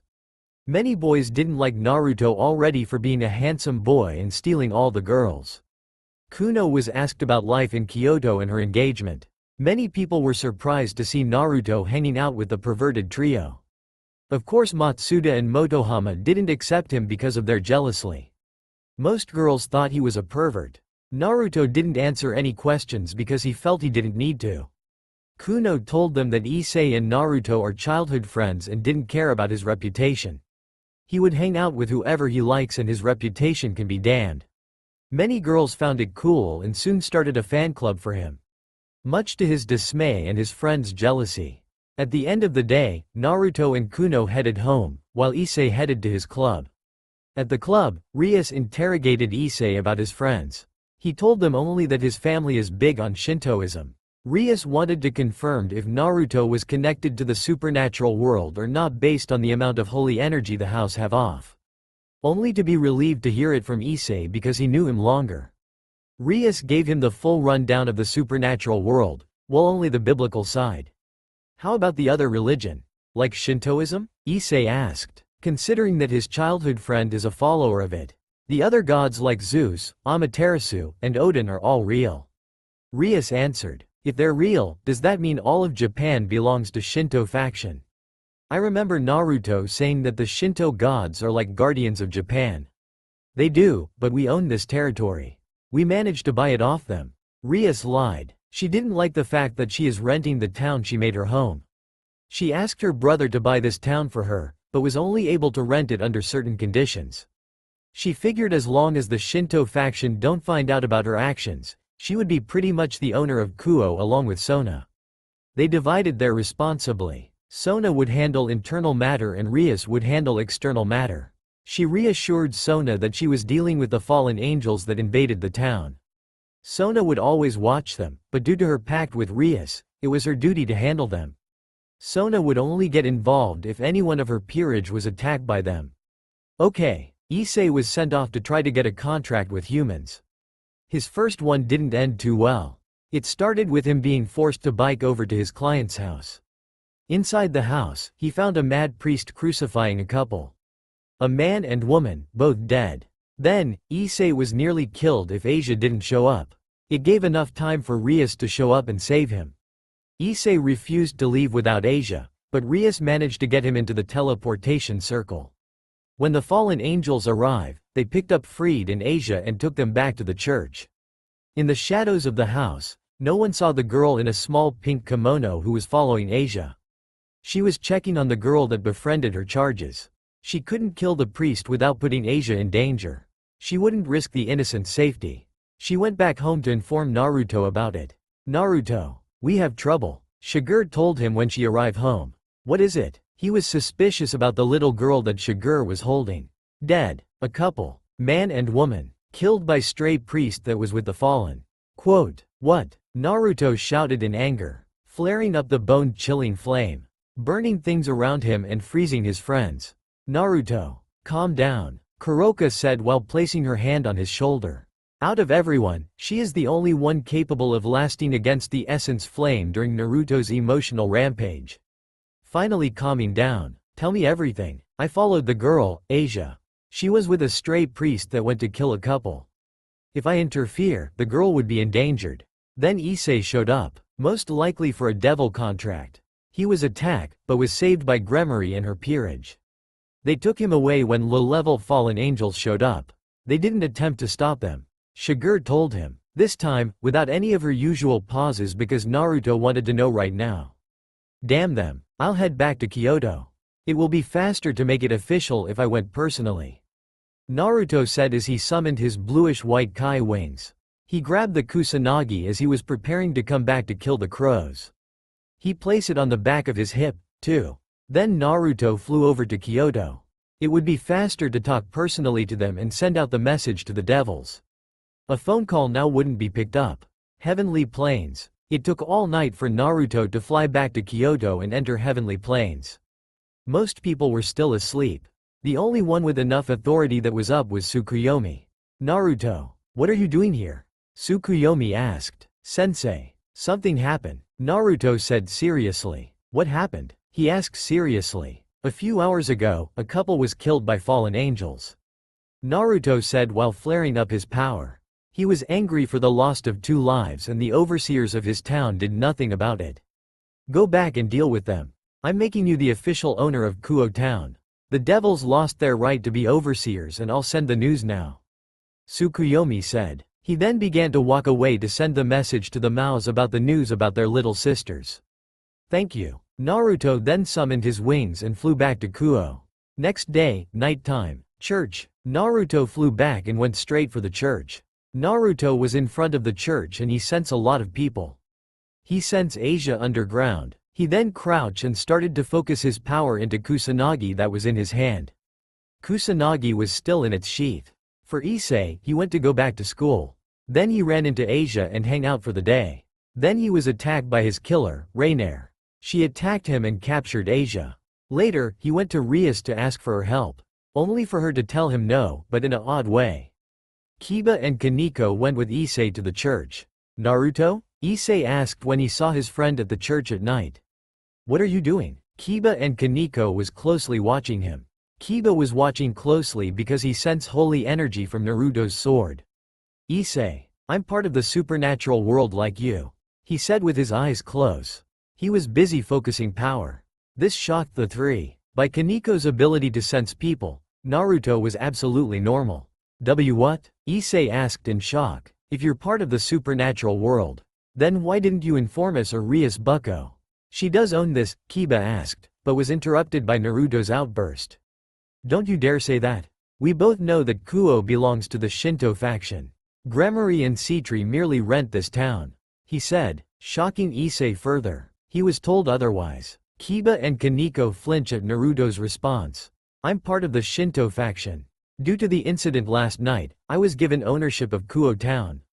You can't do anything without my permission anymore unless you want to be kicked out or start a war. What about Asia? She's in danger. We can't leave her, Issei shouted. He thought that Naruto was forbidding him to save her. She's our friend. I know. That's why I'm saving her. It's the duty of owner or overseer of a territory to keep the peace. Gremory and Citri failed in that. This is how you deal with illegals, Naruto said. He opened his eyes. He then tapped the ground in front of the church with the end of his blade that was still in its sheath. Breaking point 3. It caused a small-scale earthquake to occur, tearing apart the ground in front of them, shocking the three even further in Naruto's display of power. The reason it took Naruto a while to focus his power is due to him wanting to save Asia. He needed to kill all those stray priests quickly without endangering his friend. He got up and drew the Kusanagi. It was radiating in holy power. Kiba tightened his hand on his sword when he saw Naruto's sword. This is officially Shinto's business. Stay out of it. Naruto then jumped down into the ruins of the church into the underground chamber. Kiba, Kaneko, and Issei couldn't move. They froze in fear of Naruto's power. It surpassed theirs and their king. Down in the underground chamber, most of the stray priests were killed by the cave in that Naruto caused when he brought down the church. What the hell? Shouted the fallen angel. That outfit suggests that she was a stripper. Naruto came out of the smoke and started to approach her with the Kusanagi ready. Naruto was channeling the bone-chilling flame into it, making the room seem like it was freezing. Similar to how cold the touch of death is like. This is the end, Crow. Ha, a human like you think you could defeat a fallen of Grigori? Rainier bragged about her being a superior race, but was cut off. I mean literally cut off. Naruto quickly speed up to her and cut off her head in the middle of her monologue. Her body soon turned to ashes due to the chilling bone flame coursing the Kusanagi. Filthy crow, Naruto muttered. He then went over to the unconscious nun that was on the cross and cut her down. It seemed like the crow was trying to extract her sacred gear. She needs medical attention now. He then grew up Kai wings again and flew out of the ruins of the church. Only for all the known members of Rias's peerage to be waiting for him. What are you doing in my territory? Rias asked seriously. She recently got here after dealing with the other fallen angel. Ha, your territory. You only rent my town from Amaterasu-sama. I was sent here after the discovery of the violation of the contract. Last night incident with the death of 2 humans by the hands of a stray priest was the last straw. Tsukuyomi-sensei has given me his authority to reclaim my home. You and the Citri heiress have lost all right to be territorial overseers as of last night. Whether you and all the other devils stay in Kuo is up to me. Naruto said. How dare you? Do you think I'll believe a word you say? Rias shouted in outrage. She hasn't been spoken to like that ever. She thought Naruto was bluffing. Naruto began to laugh. He drew his sword again to show off its power. He then stuck it to the ground. This is Aim no Murakumo no Tsurugi. It's also known as Kusanagi no Tsurugi. I call it the Kusanagi for short. It was given to me by Susanoo. It's one of the few holy swords that's on par with the original Excalibur. Naruto shouted. Kiba's hair started to cover his eye and he started to shake in rage. All the devils back away from Naruto. The holy energy it was giving off was frightening for them. If this isn't enough proof to show that I'm from the Shinto faction, then come and attack me. He ordered her. Nobody moved. Kiba wanted to attack, but in the presence of a holy sword on that caliber was too frightening. Then move out of the way. I won't. The girl needs healing. The only way to save her now is to reincarnate her. Rias said. She was trying to sound noble with the effort to reincarnate her. She is hurt, yes, but your help isn't necessary. She will die without Bochu's help, Naruto. Issei protested. She didn't want his friend to die. Like I said, it won't be necessary. Rias only frowned. Kuroka, he shouted. Kaneko, Kiba, Akeno, and Rias froze. They knew that name very well. Nya tilde. You knew I was watching. Kuroka said from the tree nearby in her cat form. Rias and Issei recognized that was the same cat that he had when they first met. She then jumped down and changed back into her Nekoshou form. Nya tilde. Hello Sharon. I'm sorry for not seeing you sooner. She said happily. Kaneko started to shake in fear. Sharon? Issei muttered. He didn't know anyone by that name. How did you know I was here? Kuroka asked. Simple, I smell silver vine sake. Only you and Himari drink that. Himari only drinks it on special occasion, and if Himari was here, she would have attacked Gremory for the disrespect already.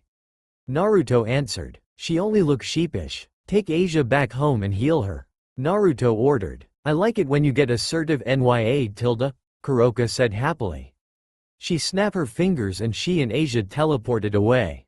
Go and tell Sona Citri that you and your peerage no longer have any authority in my town. I'll decide if you should be evicted or not, Naruto said as he started to walk away. He needed to talk to Shigure and cover up the deaths and the incident last night. Issei, he shouted to get his attention. Asia will be saved. I'll explain everything later, but know that you're my friend. Even though you're a devil, you're still my friend. Remember, I always keep my promises. Let's make a promise that we will see each other again. For better or worse, we will still be friends. Those words rang throughout Issei's friend.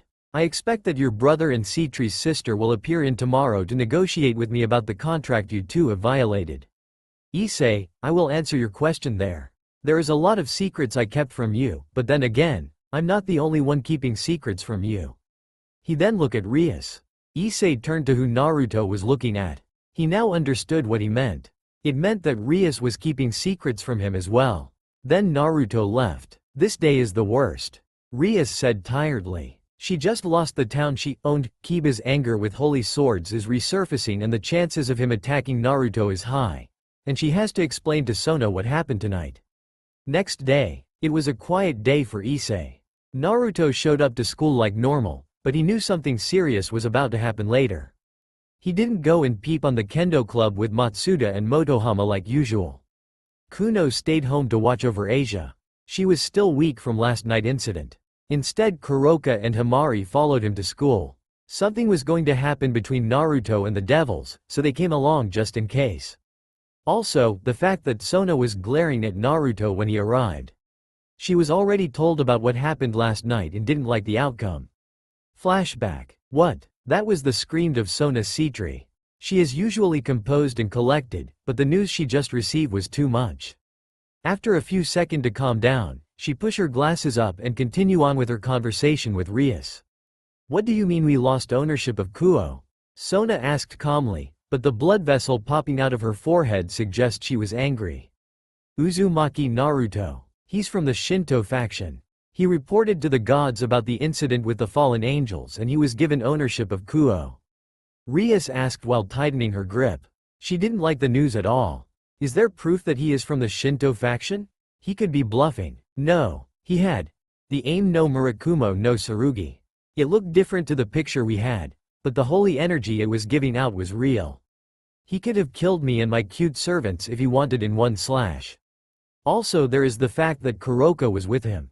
The last news we have on her is that she joined the Shinto faction. Her presence alone is proof. She answered with a hint of anger. She didn't take threats to her or her peerage lightly.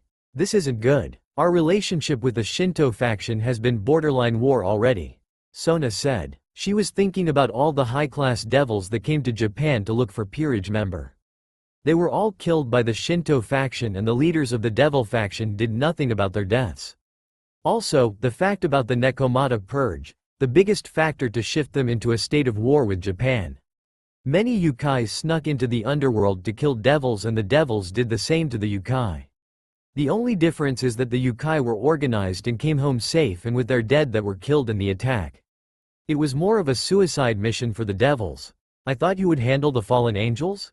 Sona asked while narrowing her eyes at her friend. I was handling them, Rias replied. I didn't get the chance to take them out.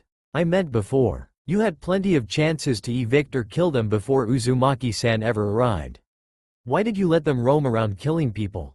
I needed them. I needed them to kill Issei, so I can reincarnate him. She answered weakly. She knew what she'd done was wrong, but she was desperate. Sona could only look sadly at her friend. The day was arriving soon for her and she didn't want it. Unfortunately, desperation may have cost them or their entire race. End of flashback. At the end of the school day, Issei took Naruto to the old school building. Kiba or Kaneko would usually do it, but they couldn't do it for Naruto. Kiba hated Naruto for possessing a holy sword and Kaneko was having mixed feeling due to seeing her older sister again. At the old school building were Sona's Citri, Rias Gremory, Seraphol Leviathan, and Searsex Lucifer. The meeting was only being held for those in charge. Naruto entered the room with 2 cats on his shoulder. Out of the people with the Shinto faction, Kuroka was the one with the most dealing with devils. They all took their seats at the couch. Devils on one side and Shinto on the other.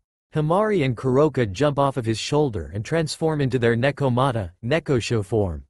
"So you're from the famous Uzumaki clan," Searsex said happily, trying to lighten the mood.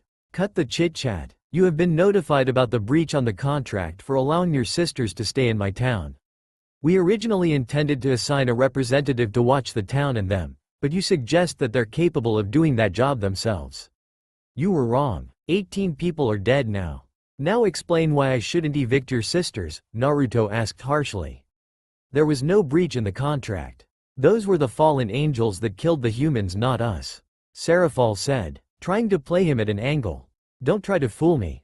I was watching the meeting between you two and Amaterasu-sama and Tsukuyomi-sama. One of the conditions for allowing them the status of watching over Kuo is that they keep the peace.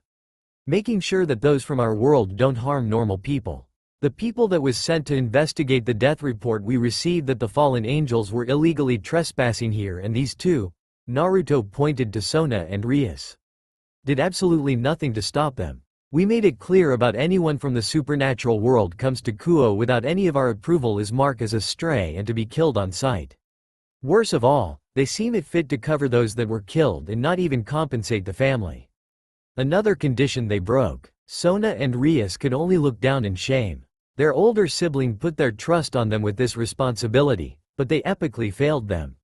They're young and make mistake," Seraphol answered. "So is Naruto-sama. He is even younger than them and he is still more capable of dealing problems like this." Himari retorted, "I don't see why this is happening. Nya. They should be evicted now.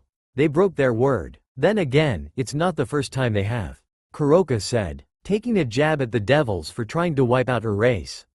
"Why are you here? You are a criminal for killing your master," Searsex said. "So are they." Kuroka gestured to Sona and Rias. "The deaths of 18 people fall on their shoulders.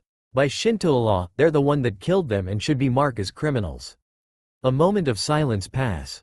"What do you want?" Searsex asked seriously. All of what they said is true. They wanted something from them. Naruto turned to the 2 heirs.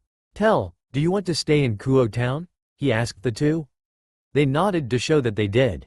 "Even though you would no longer have any power here, you will be only residents and be carefully monitored." He asked again. They hesitated but nodded. They made this town their home. Even if they don't own it like they like, they find themselves considering Kuo their home. Naruto then turned to Searsex. "If you want them to stay in Kuo, Shinto no, I want the other essence flame that you stole from my family." Naruto told Searsex. "Shit, he knows. How can he know?" thought Searsex. "The devils have a couple of essence flame that they stole from the Uzumaki clan a long time ago. They tried to absorb it or learn from it. All attempt failed and the others are with Ajuka for studying. What they failed to realize, that all essence flame had some form of sentient life and only an Uzumaki can communicate with them." The chilling bone flame told Naruto that there was more in the underworld. Sona and Rias looked confused. They have never heard of the Uzumaki clan being famous or anything about an essence flame. "We already returned," Searsex was about to explain, but was cut off. "Enough," said Seraphol, surprising everyone in the room. "Lying will only make things worse, Searsex. We are in the wrong. After the incident about the Nekomatas and all the other incidents, we have the least creditably out of all the other factions. We wronged the Shinto faction for far too long. It's time to change or else, our little sisters will have to pay for our actions." Seraphol started to take over the negotiation. "We will hand over your essence flame back." She then looked at Searsex seriously. "All of them." Seraphol. Searsex shouted in protest. He didn't want to lose such a powerful weapon. Even if he can't use it. "No. We have committed many crimes against the Shinto faction and we only shift the blame to others. Kuroka was a devil, but we nearly wipe out a race for the misdeed of our kind. War will break out if we don't change. If we continue, then we will be no better than the old Satan faction." The civil war happened because we wanted to stop the war, not start one ourselves. Sirzex was speechless. He couldn't believe that his friend wouldn't back him up. The civil war that they fought was to replace their leaders to find peace, but Serafal was suggesting that they wanted to be the leaders instead of fighting for peace. It's true that Sirzex wanted peace, but he couldn't let go of his greed. It was too much in his nature to go against it. During the civil war, they lost many friends. Many devils fought for peace and their deaths weren't in vain. The devils found peace, but now they're close to war again. The rest of the negotiation went well with Serafal leading the talk. She was done trying to take advantages of others' kindness like Sirzex was trying to do. She honestly wanted to find peace between Shinto and the devils, but that goal would be a long road full of betrayals and blood. Serafal managed to convince Naruto into letting them stay in Kuo to continue to live their life. Much to the joys of the heiresses. Naruto was never planning to kick them out. Kuroka asked him to let them stay because she wanted to be as close to Sharon, aka Kaneko. Naruto is a nice child. He knew that the deaths of those killed by the fallen wasn't all the devil's child. He discussed new terms about letting the two girls stay in Kuo. 1. Naruto is the owner and they have to ask Naruto to do anything concerning the town. 2. Rias is to be punished for allowing the fallen angels kill the humans. Also, the Gremory family will compensate the family that lost their family member greatly. 17 families became rich and started to live the big life after a generous donation. 3. If the girls wanted to allow other devils into Kuo, they had to see Naruto first. No exceptions. 4. The devil's ability to make contracts with humans is limited. They can no longer publicly advertise themselves with flyers or other means like they own the place anymore. They can only do it the old-fashioned way without causing problem to anyone. 4. 5. They are still allowed to have influences in Kuo Academy, but can't interfere when Naruto or his group starts to run things. 6. They can't interfere with any factions that shows up to Kuo. Naruto will deal with them. They can only defend themselves if they're attacked. 7. They have no say in the discussions Naruto make for Kuo Town. The girls accepted the terms. Even Rias did, which surprised Naruto and his friends. They thought the Gremory princess would try to get out of her punishment, but she was taking it like a responsible adult. Maybe there was hope for peace and friendship for the new generation. Sirzex agreed to send over the last essence flames. He didn't return and Serafal would be the one to personally deliver it. Even though Sirzex had some problems to the condition and the loss of the essence flames that the entire world was interested in, he and Serafal happily left. They were happy because Naruto was giving them a chance of redemptions after all the shit they've done. Thank you. I promise you won't regret this. Serafal said happily and giving Naruto a kiss on the cheek. Naruto slightly blushed, then Serafal left. Naruto then turned to the two girls. Thank you, Sona and Rias said while bowing their heads. I know that I mess up, but I'll make things right. Rias said, you too. Raise your heads up. They did. I'm sorry for sounding harsh. I'm usually dealing with devils that shift the blame onto others. The incident with the Nekomata, Kuroka's incident, and the other yukais. Your leaders and many others just deny, refused, or shift the blame. You two are the first that I seen that is actually taking responsibility. Sona and Rias smiled. It seems like that they would be on better terms than they thought. They were thinking that Naruto would be looking for a reason to kick or worse, kill them. Naruto wasn't doing anything that they thought. I should properly introduce myself. I'm Uzumaki Naruto, the heir to the infamous for other, but famous to the Shinto faction, Uzumaki clan. I was personally trained by Sun Wukong, Tsukuyomi, Susanoo, and Amaterasu. I like ramen, helping people, and my friends and family. I'm not overly fond of devils because of past experience, but I hope this time would be different. Also, I'm the governor of this town, he said happily while extending a hand. He said the last sentence with a British accent. Both girls shake his hand with a smile. Then they gave their own introduction. Uzumaki-san, Sona asked, but was stopped. Naruto. I was never big on formalities. Okay, Naruto-san. I was wondering about what do you mean about the Uzumaki clan? I did my research and found out that your family predates to ancient time of Japan. I couldn't find anything to relate your family to the supernatural world. Me too. I know someone from one of the great Japanese clan and they never heard of yours. Rias asked. I'm not surprised Kuroka commented. The Uzumaki clan is a family that you would call special, and I mean that in both way. Himari said while taking a jab at Naruto. Hey, the Uzumaki clan is the only family blessed by the first god of the Shinto faction, Amanamanakanashi-sama, during the Great War. They received great magical powers and longevity. They can live up as long as many of the other supernatural creature if they done the Uzumaki tradition. After a century after the war, they wished to live a normal life. Due to their prestige amongst all of Japan for the supernatural world, they listened to their request. A couple of the clans that serve Shinto help hide their history from those outside of the Shinto faction, while others did it out of jealousy.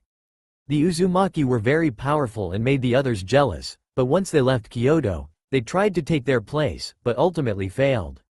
Many Uzumaki left Kyoto to live all around Japan. All Uzumaki lived a peaceful life they wanted. Some stayed their way and became powerful. One of Naruto's ancestor tried to create a god. Himari started to talk about the Uzumaki clan. She knew that Naruto was going to give them the rundown about them, but she felt the need to. AAG god, Sona and Rias stuttered out. An idea to create a god is idiotic. Sona said. That is why I said special in both ways. An Uzumaki is a genius in many ways, but their nature to get into trouble, cause trouble, and stubbornness let them get into a lot of trouble with their crazy ideas. One idea to create a fire god worked. First, you should know that the essence flame, the god they created, isn't a god with holy power. It simply controls all flames around it. If you were to summon your own fire to attack someone with the essence flame, it would refuse to harm it. So, in some ways, the essence flame is a god. Just without the holy attribute. Later, it was divided into 23 different pieces. Why divide it? It seems like it would be weaker than before. Sona asked. She now understood why Searsex was reluctantly to give the essence flame back to the rightful owners.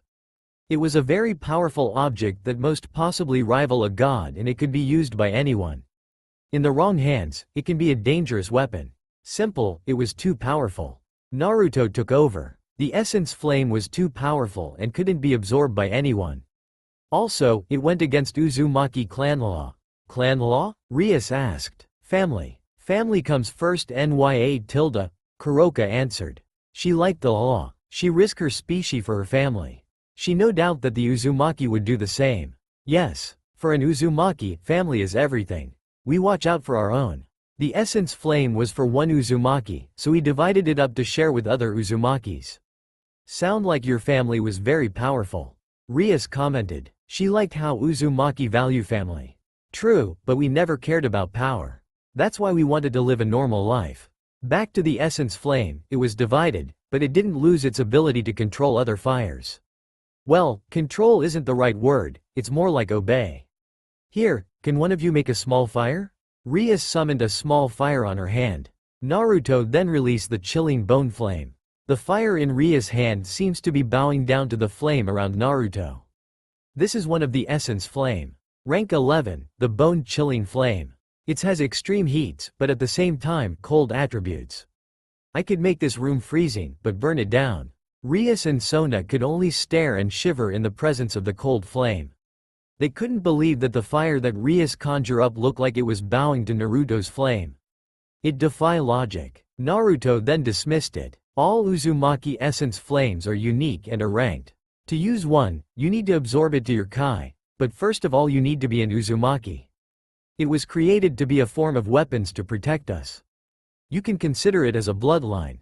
Can others absorb it? Rias asked. She was intrigued by the essence flame. Yes and no. You need an Uzumaki to modify it to allow anyone without Uzumaki blood absorb it. There is also the fact that not all could absorb it. There has been many death in my family trying to absorb it. You need to be powerful with your body and spirit to attempt to do it. So far, I'm the only Uzumaki capable of absorbing one in the last century or so. Surprising the two even more. If your family is so powerful, why are there so few? Sona asked. She also found that fact interesting when she researched about them. Same reason for me. They're powerful and many holds grudges against them like me. After the Uzumaki went to live normal lives. The few that remembered hunted them down. Only a handful are left. Kuroka answered with a sad smile. She still blames herself for all those deaths, but doesn't regret it. May I ask, why is she here? She is the one that caused the Nekomata purge in the first place, and how is she a Nekoshou? She should be a reincarnated devil. Rias asked. It has been bothering her since last night. How I change back is a secret nya tilde. I'm here for Naruto-kun and for Sharon-chan. Rias didn't like the answer. Rias, like I said. Devils like to shift the blame. What happened that night with Kuroka isn't what you think. Also, it's not my place to say. Naruto told her. Oh, Sona. Can you register Himari into the school for me? She wanted to go to school with me, but I couldn't allow it at first. Sure, Sona said. Is there any more questions? The girls didn't had any more. Okay, Sona, can you leave us? Me and Rias have to talk alone. Sona and Himari left to get her registered to school. Kuroka left through the window. Rias, you have to tell Issei.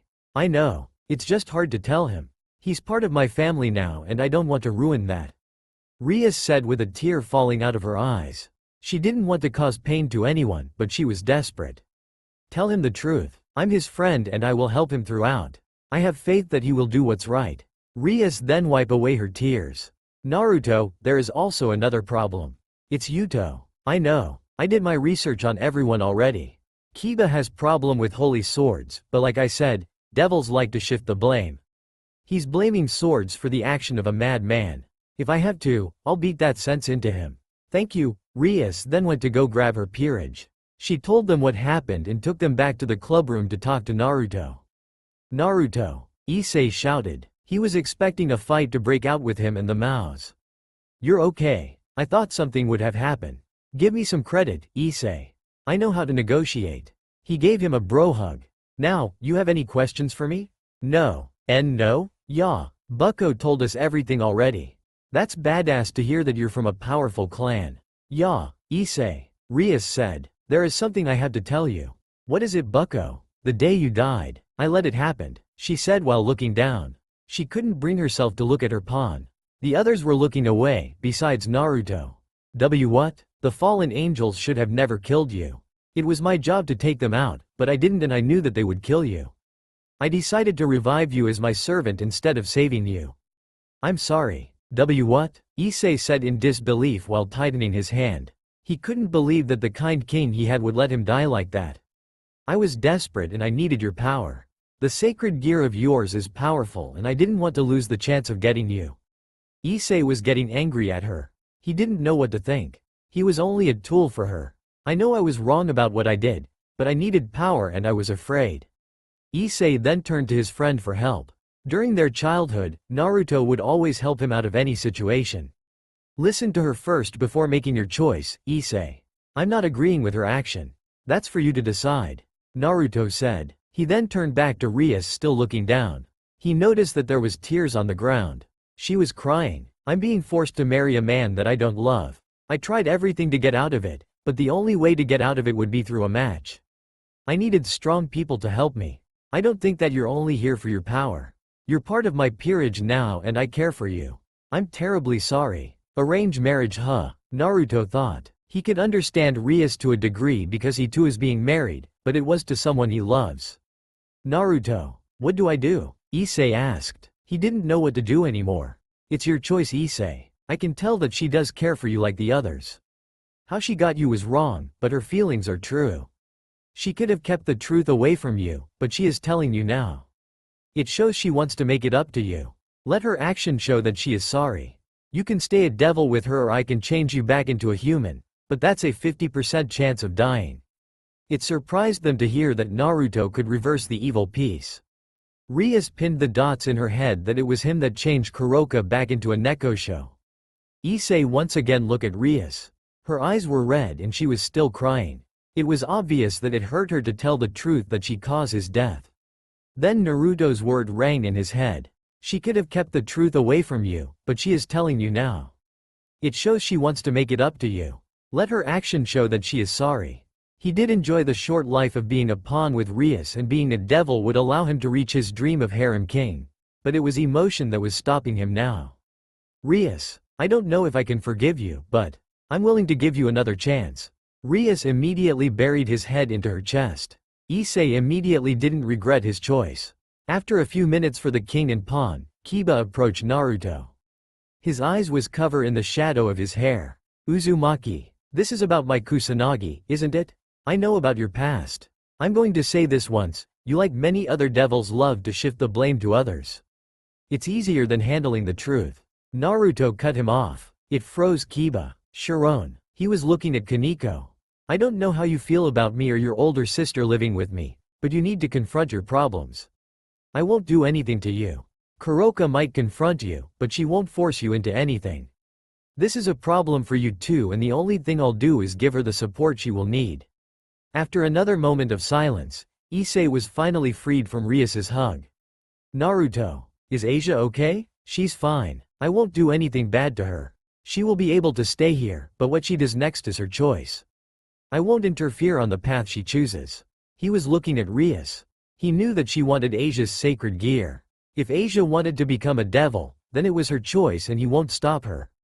He will warn her about all the consequences about it, but won't stop her.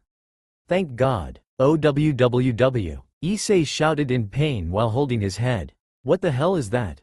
Issei, you're a devil now. Saying anything related to holy figures will cause us pain. Rias answered. Ah, about Yuma-chan. Who? The fallen angel that took Asia. Oh, I killed that crow. Surprising Issei. He didn't know that Naruto would sound so cold to someone else. Well, it wasn't to only fallen angels. He called devils bats and angels Tinker Bell. He would only calls them by those names if they annoy or anger him. She believed that it was okay to kill humans because she was a crow. It makes me sick to think that others would think like that. You won't have to fear anything from her anymore. You can come visit Asia tomorrow. She is still resting. Naruto got up from the couch. I hope that our relationship will improve everyone. Just try to not to screw up on this second chance. If something does happen, I won't be left with a choice, but to evict all devils. I'll see you all tomorrow at school. Naruto then left. All the devils in Kuo had a lot to think about. A lot happened and they now had to deal. Nighttime at the river. It was a long few weeks for Naruto and the others. They finally managed to work things out and have Issei slowly forgive Rias.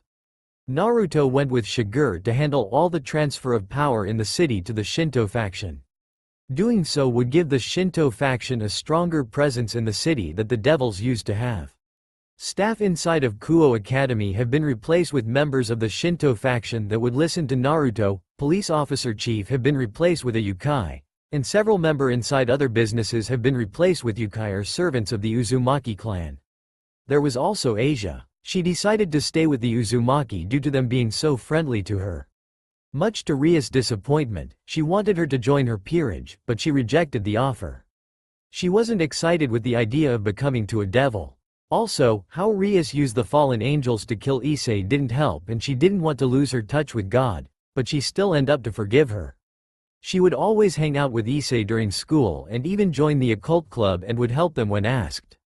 Rias even offered Naruto, Kuno and Himari to join the club, but was denied. Asia would live with at the Uzumaki compound. Naruto and Kuno would even allow her to hang a cross in her room and some others. Kuno and Asia would spend a lot of time together.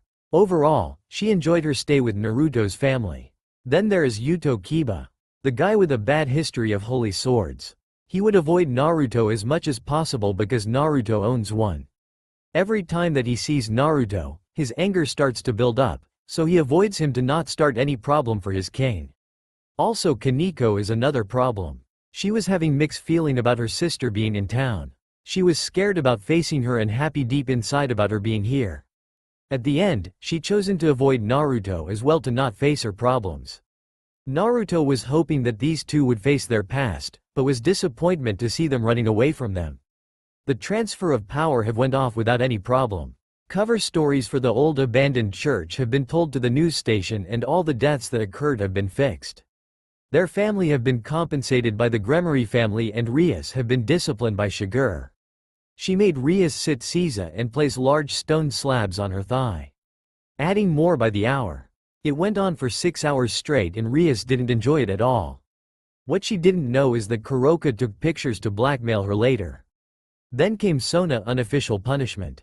Flashback. 5 days after the negotiation, it was time for the devil to keep up their end of their deal.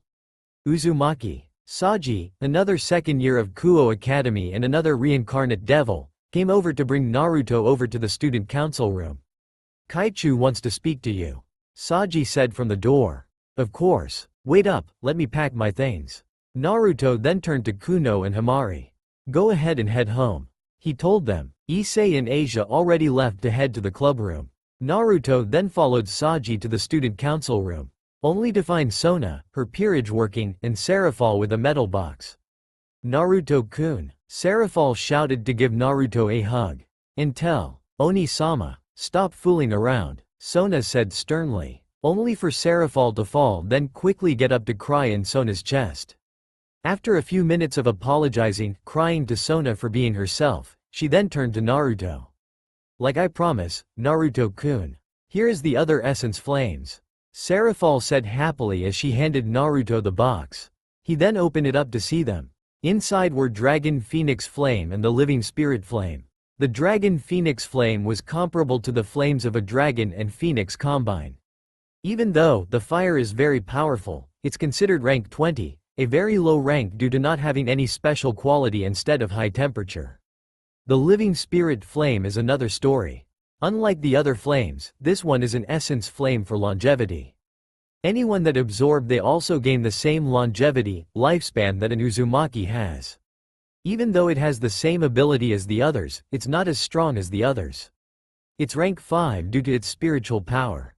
Most importantly, it's the easiest one to absorb that is out of the single digits, but Uzumaki already live long lives, so they don't need it. It was usually gifted to a loved one that is normal and don't have the same long life that an Uzumaki have. Thank you, Leviathan Dono, Naruto said with a bow. Once rising up, Serafal immediately hugged him. Surprising Naruto. Serafal, call me Serafal, she said to him. Many were watching the two. Sona's glasses slip a little, Saji looked jealous, the other girls looked like they were ready to gossip. Fine, Serafal, Naruto replied while returning the hug. My oh my, I thought you didn't like devils, Naruto-chan. The man by the door said childishly. Surprising everyone and freaking out everyone in the room. The man has short black hair that has longer locks hanging around his face, and brown eyes and wore a gray Japanese traditional clothes. The devils freak out because they thought that a human found got in so easily. Serafal gave him an questioning look, the man looked familiar to her. While Naruto gave an annoyed look. Seaman, Naruto groaned, causing the young devil to look at Naruto, while Serafal was still trying to figure out why he looks familiar. You know him? Questioned Sona. The others were being weary of him. I should. He's my godfather, Naruto answered. Godfather. The peerage member shouted except for Tsubaki and Sona. It would mean that he's from the Shinto faction, but he was still an unknown to them. Wait, you called him Seaman? Saji asked. Naruto nodded to answer him. Is it Seaman or Seaman? Saji asked due to his perverted nature confusing him. Sona only shook her head at his question. Seaman, Naruto answered, but making it hard to figure out which word. Confusing Saji even more. By the way, why are you here? Now, Naruto, you shouldn't call me that. Besides, I'm the new principal, Susanoo said happily, surprising Sona that it would be Naruto's godfather. She knew that Rias's father was removed from that position for the Shinto faction to have a stronger presence in Kuo Academy. Oh, I'll be going by my pen name while I stay here with you, Naruto. For Sona-chan, you will call me Principal Shigeru Soma. 1. Shigeru Soma, as in the author of the Icha Icha series? Saji shouted, asked. He was a fan of that piece of art. Some of the other girls look interested. Apparently, some didn't like others knowing about them being a fan of his book. Only for him to happily nod. Clap. I remember. You're Susanoo, the Shinto god of sea and storm. Serafal shouted. She remembered him now from the previous meeting she had with him. As the Mao in charge of foreign affairs, she met many leaders of all faction. Sona and her peerage was surprised about finding out that this man was one of the Shinto gods and they immediately started to bow to him to show respect. Era, Serafal-chan, it's been a while since I saw you, Susanoo said. The two went on to talk to each other. Sona went over to Naruto. Is this really Susanoo, the Shinto god of the sea and storm? Sona asked. He didn't look the part and seemed too casual to be a god. Unfortunately, yes, Naruto answered. Is he really a pervert? Sona asked while adjusting her glasses. She figured that the author of Icha Icha is a pervert. Not many people would know that Icha Icha is pornography book unless they read it. Naruto started to grin mischievously. Oh, I didn't know that you read Icha Icha? Naruto asked back, causing Sona to stutter. WW what? No, I don't read that SS smut. Sona denied. In truth, she was a fan like several of her peerage members. Don't lie, I could tell. Besides, I asked his publisher about the ratio gender of buyers. Women mainly buy that book. Naruto answered, surprising Sona, and she hung her head in shame. I would never believe that the majority readers are women. I'm ashamed for being a woman now. Naruto started to pat her on her back. There, I heard that they like the plot of the story. Even though it's filled with. That piece of information made her a little better. Just a little. Then the two powerful beings turned to Naruto to finish up business and a little flirting by Serafal. See you next time, Naruto-kun. Serafal said happily as a magic circle appeared below her and teleported her home. Naruto, I'll be staying with you and the other girls. Susanoo said. He then turned to a depressing Sona. Don't worry, Sona Citri. I'll be a proper principal and help you make this school better. I hope that you can keep up to my standards. He said confidently. This reassured her. Now, I will explore the school to get used to it.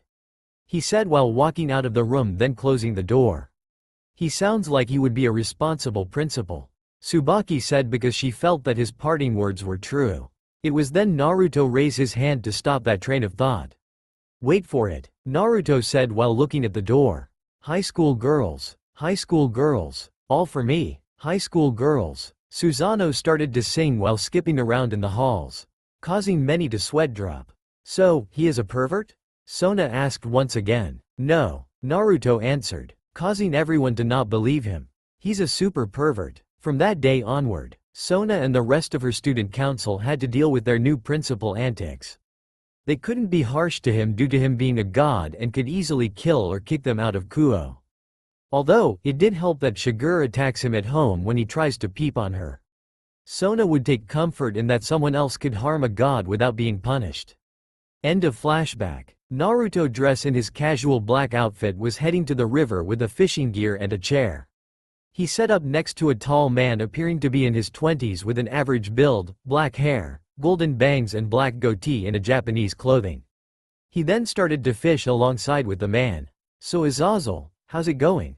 Naruto asked, revealing the man's name, just trying to avoid all the paperwork that Rainier and her friends end up creating. Azazel answered, yes, Azazel, as in the leader of Grigori and strongest fallen angel. The two already have history. Azazel was always fascinated by the Uzumaki creation and would keep an eye on them. Considering that none live in Kyoto, then suddenly Kushina Uzumaki and her family moved to Kyoto grab his attention. He knew that she was trying to live a peaceful life outside of Kyoto. He found out that they were trying to hide something or someone. When Naruto was around 13 and started to do mission around Japan, he tried to meet him. He personally went to avoid any deaths and prevent a war. He knew that the Shinto faction would kill any fallen on sight in Japan and his men would kill or try to capture Naruto if he gave the order. That would restart the war, so he went to personally meet Naruto. After some fights and talking, Azazel was allowed into Japan, but his men had to stay out unless they had permission. He would always come to Kyoto to hang out with Naruto. The two became friends quick. He was really interested in the essence flame and Naruto's heavenly body magic. It was found out during their first encounter. Naruto knew he was powerful and went all out, forcing Azazel to use his artificial sacred gear, and Naruto managed to destroy it, forcing Azazel to rebuild it from scratch. Azazel was sworn to keep it a secret by Kushina. Also, the beating Kushina gave him a very good reason to not tell anyone about it. He would try to find out why or how the long-lost bloodline was formed in Naruto. So far, he couldn't find out anything about the bloodline. Naruto also refused to allow him to study the essence flame, much to Azazel's disappointment, but got over it after finding his newfound friendship with Naruto and some members of the Shinto faction. Mainly Naruto and Susanoo. He and the god of the sea and storm friendship was built on perversion. I have to ask, did you send in those crows? Naruto asked, until he felt a tug on his rod. Oh, I caught one. Naruto started to reel one in. Seriously, I have been here for a couple of hours and only caught 4. You come here in less than a minute, you caught one. Azazel complained. Also, no, I don't send any of my men into Japan at all since I know how you and your faction is like with the biblical faction. I guess that they were a rogue from the start and was hoping to do something impressive to get promoted. Sorry about her killing your friend. At least they are dealt with, Naruto said as the two continued to fish and banter with each other. It was common for him and Naruto to meet up once in a while to go out fishing. Next day, it was a normal day at school. Sona was dealing with the immature principal trying to ogle at her fellow female students. Asia was talking with the girls in class along with Kuno. Both girls were adjusting to school. Issei was hanging out with the rest of the perverted trio. Himari was out at home due to her cold. It was then Asia went to the old abandoned building for club. However, this time, Kuno came along. It was time that she spent time with devils and get used to them being around. Naruto then felt a powerful presence near the school. More specifically, it was in the occult club room. Naruto then head off to go spy on the room. Naruto was watching from a tree outside of the window, while hiding his presence. He watches the powerful aura was coming from the maid with silver hair in the room. Naruto sensed that she was a devil and Naruto have no knowledge about her coming to town. Looks like Shigure gets to punish Rias again. He thought with an evil grin. He remembered how much she hated Shigure's punishment. Then he saw Kuno talking to Rias and her face shift from neutral to horrified. Must have told her about breaking one of the rules again. He thought with a chuckle. Then a teleportation circle opened up to reveal a blonde man. Then a conversation started between Rias and the man. Naruto was too far away to hear them. Then the man's eyes landed on Kuno and it looked like he was hitting on her. This isn't going to end well, Naruto thought. He was worried about Kuno being hitted on because of what happened to the last person that tried ended up in the hospital. You perverted chicken, Kuno screamed. Apparently she didn't like how the man was talking to her. It was then things started to get tense. The maid tried to calm everyone down, but the man didn't look like he was calming down. He then turned to the only human in the room and charged up a fireball. Issei pulled out the boosted gear and Kiba drew a sword. The maid started to draw on her power to calm people down, but failed to do so on time. The blonde man threw the fireball at Asia. Damn it, Naruto thought. Crash boom. The window broke down and the fireball exploded before it hit Asia. The room was covered in smoke. Then suddenly, everyone felt cold. Very cold. Then the smoke cleared, revealing Naruto in the center of everyone with a white-blue fire surrounding him. Since when did high school become a playground for little kids? Naruto asked coolly. The room became even colder. The bone-chilling flame, Kuno and the maid thought. They both recognized the essence flame's color and power. The blonde man was glaring at Naruto and started to form another fireball, but the flame was soon sucked into the white-bluish flame as soon as he could form it. Naruto was allowing any fire to be formed that isn't his own. If you're going to continue, won't you include me as well? Naruto asked while raising his right fist that was covered in the cold-feeling flames. Inside the majestic home of Naruto Uzumaki, there is a room. A room full of weapons, ranging from Japanese swords to range weapons of all kind. Kunai, katana, samurai armor, kama, kusarigama, and much more. Hell, there is even a wooden spoon in there. This room is full of weapons used by the Japanese before and after the Edo period. This room belonged to none other than Naruto's master, Shigure Kasaka. We find Shigure kneeling in her room, while polishing her katana. At the corner of her eyes, she saw something coming towards her. Squeak, squeak, it's a mouse. A regular gray mouse, but he also has a pink ribbon attached to his tail. However, it's not any regular mouse, it's Tochimaru. He isn't only Shigure's best friend, but he is also her disciple in the art of weaponry. Tochimaru had a crumpled up piece of paper in his mouth. Shigure put down her sword and grabbed the piece of paper that her friend was giving her. She unfolded to find a message on it. This is Graphia Lucifuge, head maid of the Gremory House, and queen of Circex Lucifer. I'm here to inform you that I will arrive to Kuo in a few days along with the third son of the Phoenix family, Riser Phoenix, to discuss about personal matter between Rias Gremory and Riser. I hope that our visit won't bother Kuo or Uzumaki-sama daily life. Oh, she thought as she finished reading the note. She then turned towards Tochimaru, who was looking a little nervous under her stare. Did you have this the entire time? She asked with her usual pausing speech pattern, only to get a nod from him. She continued to stare at him for answers. Squeak, squeak, squeak. You can't use mail as paper airplane. Squeak. I'll punish you later. I need to tell Naruto before something happens. She then left the house immediately to find Naruto and to inform him. He is in charge of Kuo, so it will be his responsibility to keep it safe. Her job is to help him and work with all other Shinto agents in town. She just hoped nothing bad happened yet. She knew that Naruto gets very aggressive with any devil due to her time training him. Occult Research Clubhouse. An hour later. Mini version. Buddha's Fury's Flame Lotus. Kaboom! A large white-blue lotus appeared inside the Occult Research Clubhouse and caused a large explosion. Oddly enough, the explosion was more tame than what the amount of Kai put into the attack. Only blowing a hole through the window and setting the inside and outside of the building on fire. A blond man dressed in red was crashing down into the ground from the window, covered in burns. Impossible! The man or devil, Riser shouted in pure disbelief, shocking many people inside the room. It's impossible to burn me. I'm hail from the House of Phoenix. No fire should burn me. Then come over here to prove it. Naruto shouted as he jumped down from the building, covered in his bone-chilling flame. Fine. Riser summoned his flaming devil wings and flew up. He then started to charge up a powerful fire fist attack. Then summoned his Kai wings and did the exact same thing from the ground.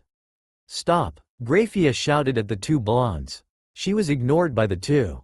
Is it alright for Naruto-san to do this? Asia asked timidly. Most people were still stunned at their action. Riser's peerage and Rias's peerage couldn't believe the power that each of the blondes were pulling off. It was a lot. Rias knew that Naruto is powerful, but Riser was one of the most powerful young devils. It was rare for Riser to lose against anyone in his age group. Only several young devils rank above him. It was only due to his attitude that he hasn't advanced higher and trained harder. Kuno would answer Asia, but she was a little out of breath. She and Graphia had to act fast and contain the blast as much as possible. Only Riser and part of the building was damaged. Naruto's Flame Lotus. It was surprising for Graphia because she knew the power of the Uzumaki clan and their famed Essence Flame and its signature move, Buddha's Fury's Flame Lotus. The technique slaughter entire platoons of troops that were fighting for ground in Japan, in an attempt to push the Great War out of the underworld. To feel the power of it again and in a weaker version surprised her. It was nearly the same power as she remembered thousands years ago. With that power, he will be as strong or even stronger than his ancestors. Graphia thought fearfully. She, along with others from other faction, knew that the Uzumaki grew weaker due to their desire for a peaceful life, but Naruto's power suggested that the Uzumaki are as powerful since the Great War. I don't know, Issei answered. He was still new to all of this. He only knew that Naruto can do anything in his town within reason. Ah! The blonde devil and blonde human screamed as they started to fly towards each other. Graphia started to form a powerful ice wall in between them, but Naruto's fire melted down. No! She shouted at her failure to stop the fight. Swish swish swish. It was then a barrage of shuriken was launched at the two.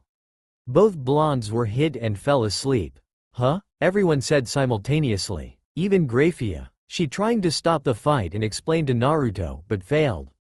Naruto was fired up by his emotion that was empowered by the purifying Lotus Demon Flame, while Riser was caught up by Naruto's challenge against him in firepower.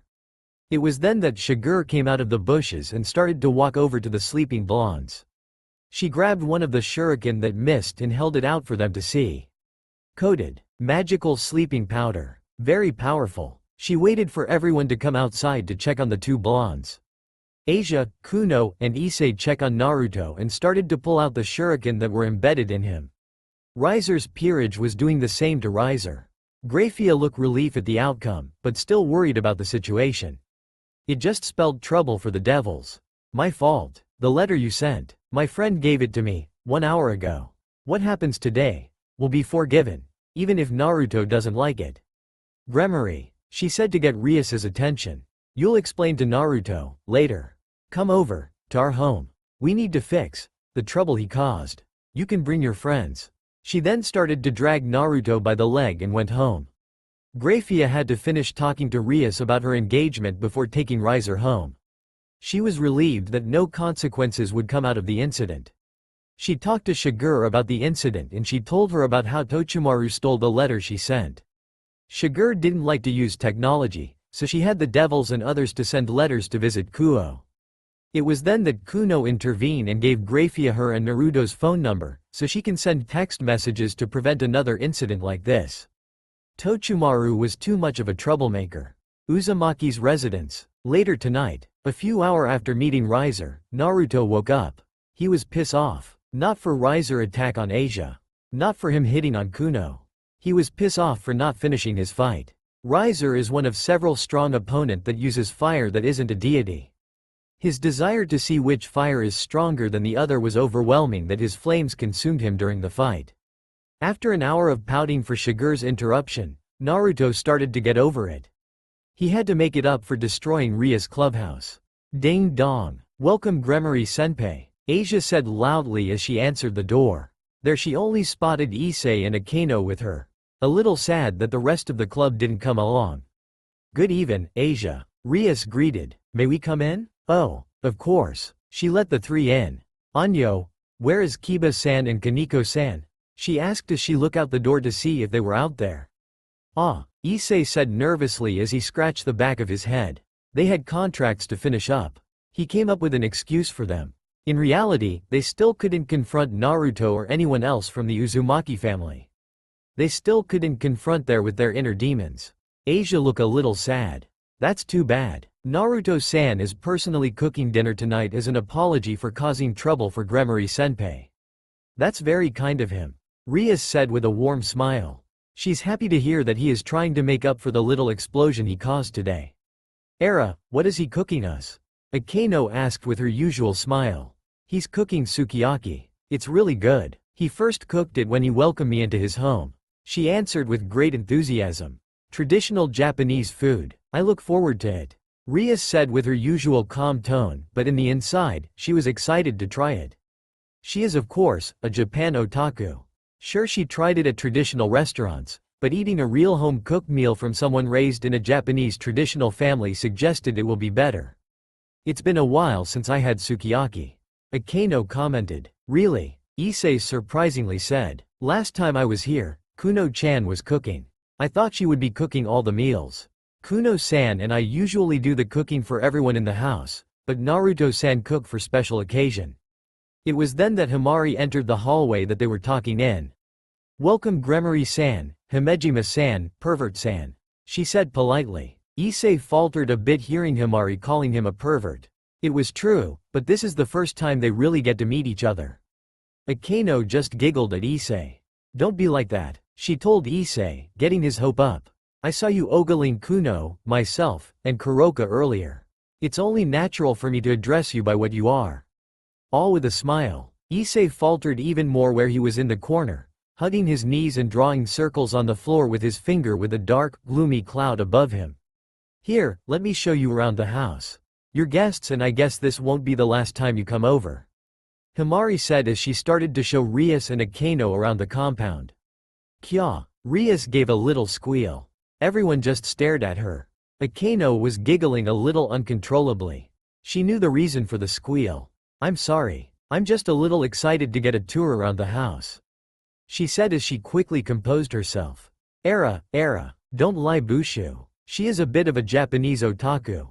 She loves everything Japanese. Akeno told everyone. Ria's face started to match her hair while they laugh at her. While Himari showed the two the house, Asia left with Issei to hang out with in the living room considering that Issei already been in the house. Rias and Akeno enjoyed the little tour around the house. They were a little uncomfortable in the Shinto room, but they had to admire all the antique in the room. Most being actual artifact belonging to the Uzumaki clan throughout Japanese history. Like an authentic samurai armor and sword, worn by Naruto's ancestor, that seen battle during the late Edo period. 1.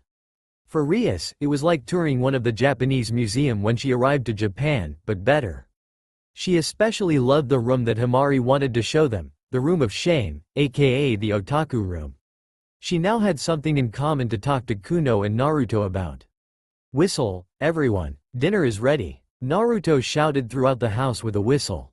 Kuno was already setting the table, while Naruto made the last preparation for dinner. Everyone started to take their seat at their table. Rias was very much enjoying it. It was a traditional Japanese dinner table with cushions. In her opinion, Naruto earned her forgiveness for the cultural experience he's giving her. For Akeno, she enjoyed it, but felt a little pain in her heart. It brought back memories of her mother, considering that she was a traditional woman. Here Kuno. Go give this to Shiger. Naruto said as he handed her a plate of rice ball, tea, and a couple of different snacks for her and Tochimaru. Sure. She then left for Shiger's room. Shiger-san isn't going to join us? Issei asked. Nah. She rarely shows up for dinner anymore. It's just that there is a lot of things to do for the Shinto faction to have better control over Kuo and she needs to help finish it. Naruto told him as he finished washing up and coming toward the table. Also, Kuroka won't be joining dinner tonight. She said if her sister won't come, then she won't come. He then took a seat at the end of the table. Kuroka-san has a sister?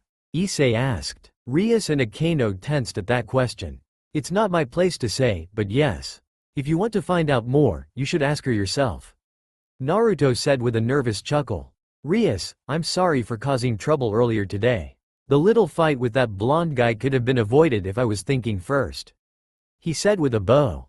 Rias feeling a little embarrassed about the whole thing because she honestly placed all blame on Riser. Before she said anything, she was nudged by her queen. Before you say anything, think of it from Naruto's point of view.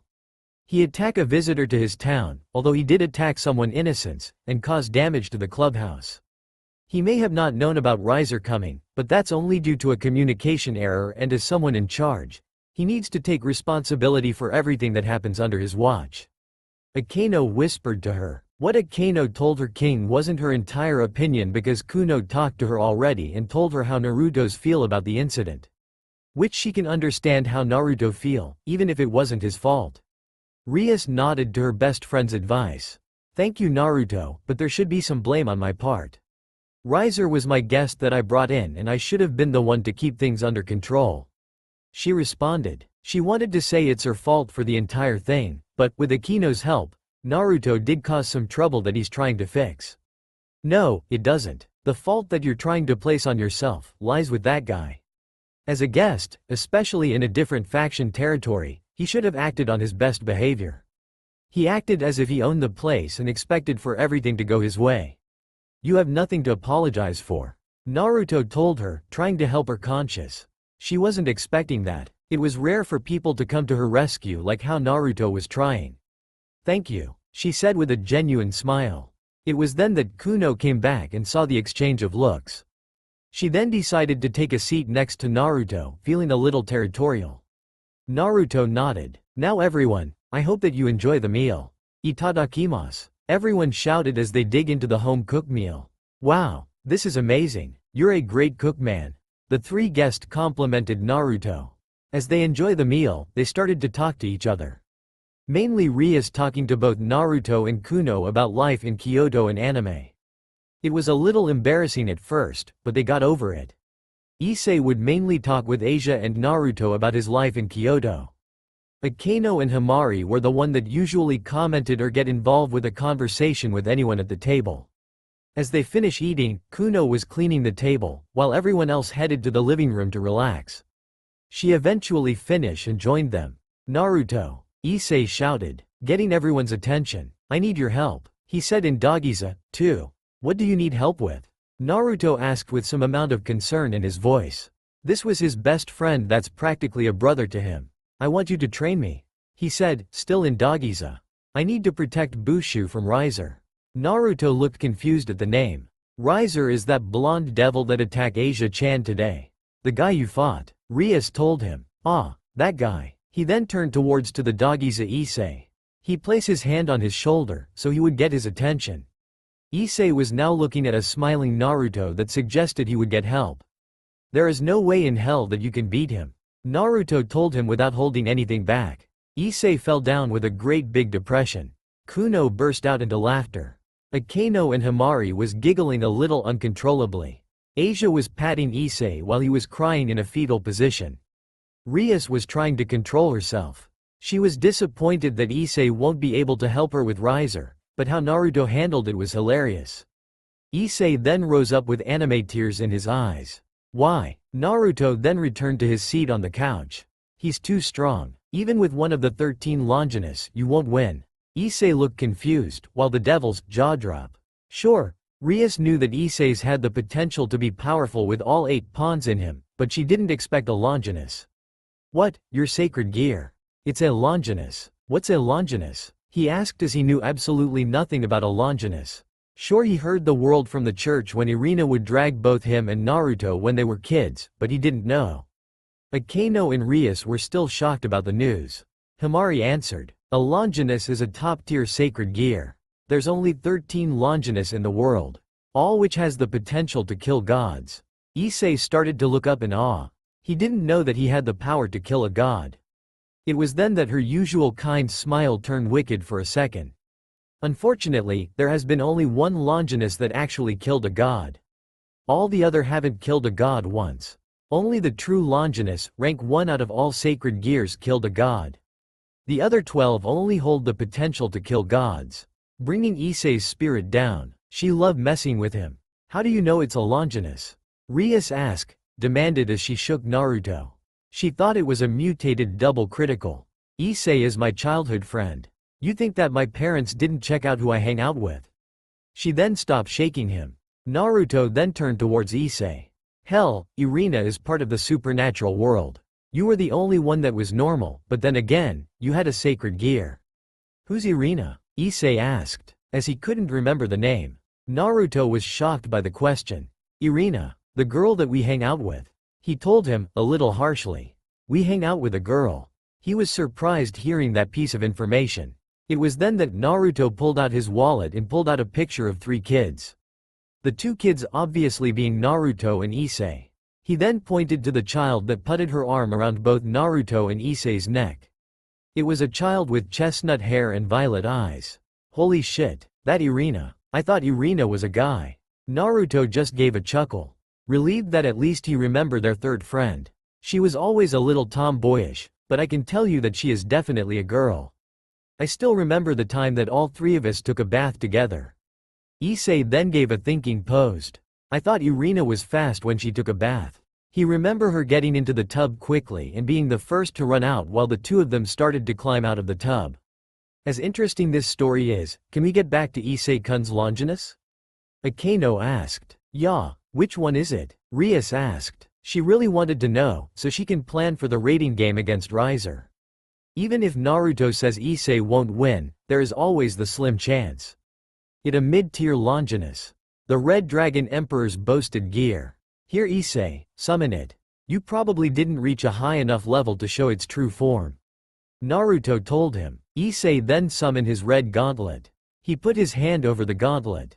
This is going to hurt for a minute.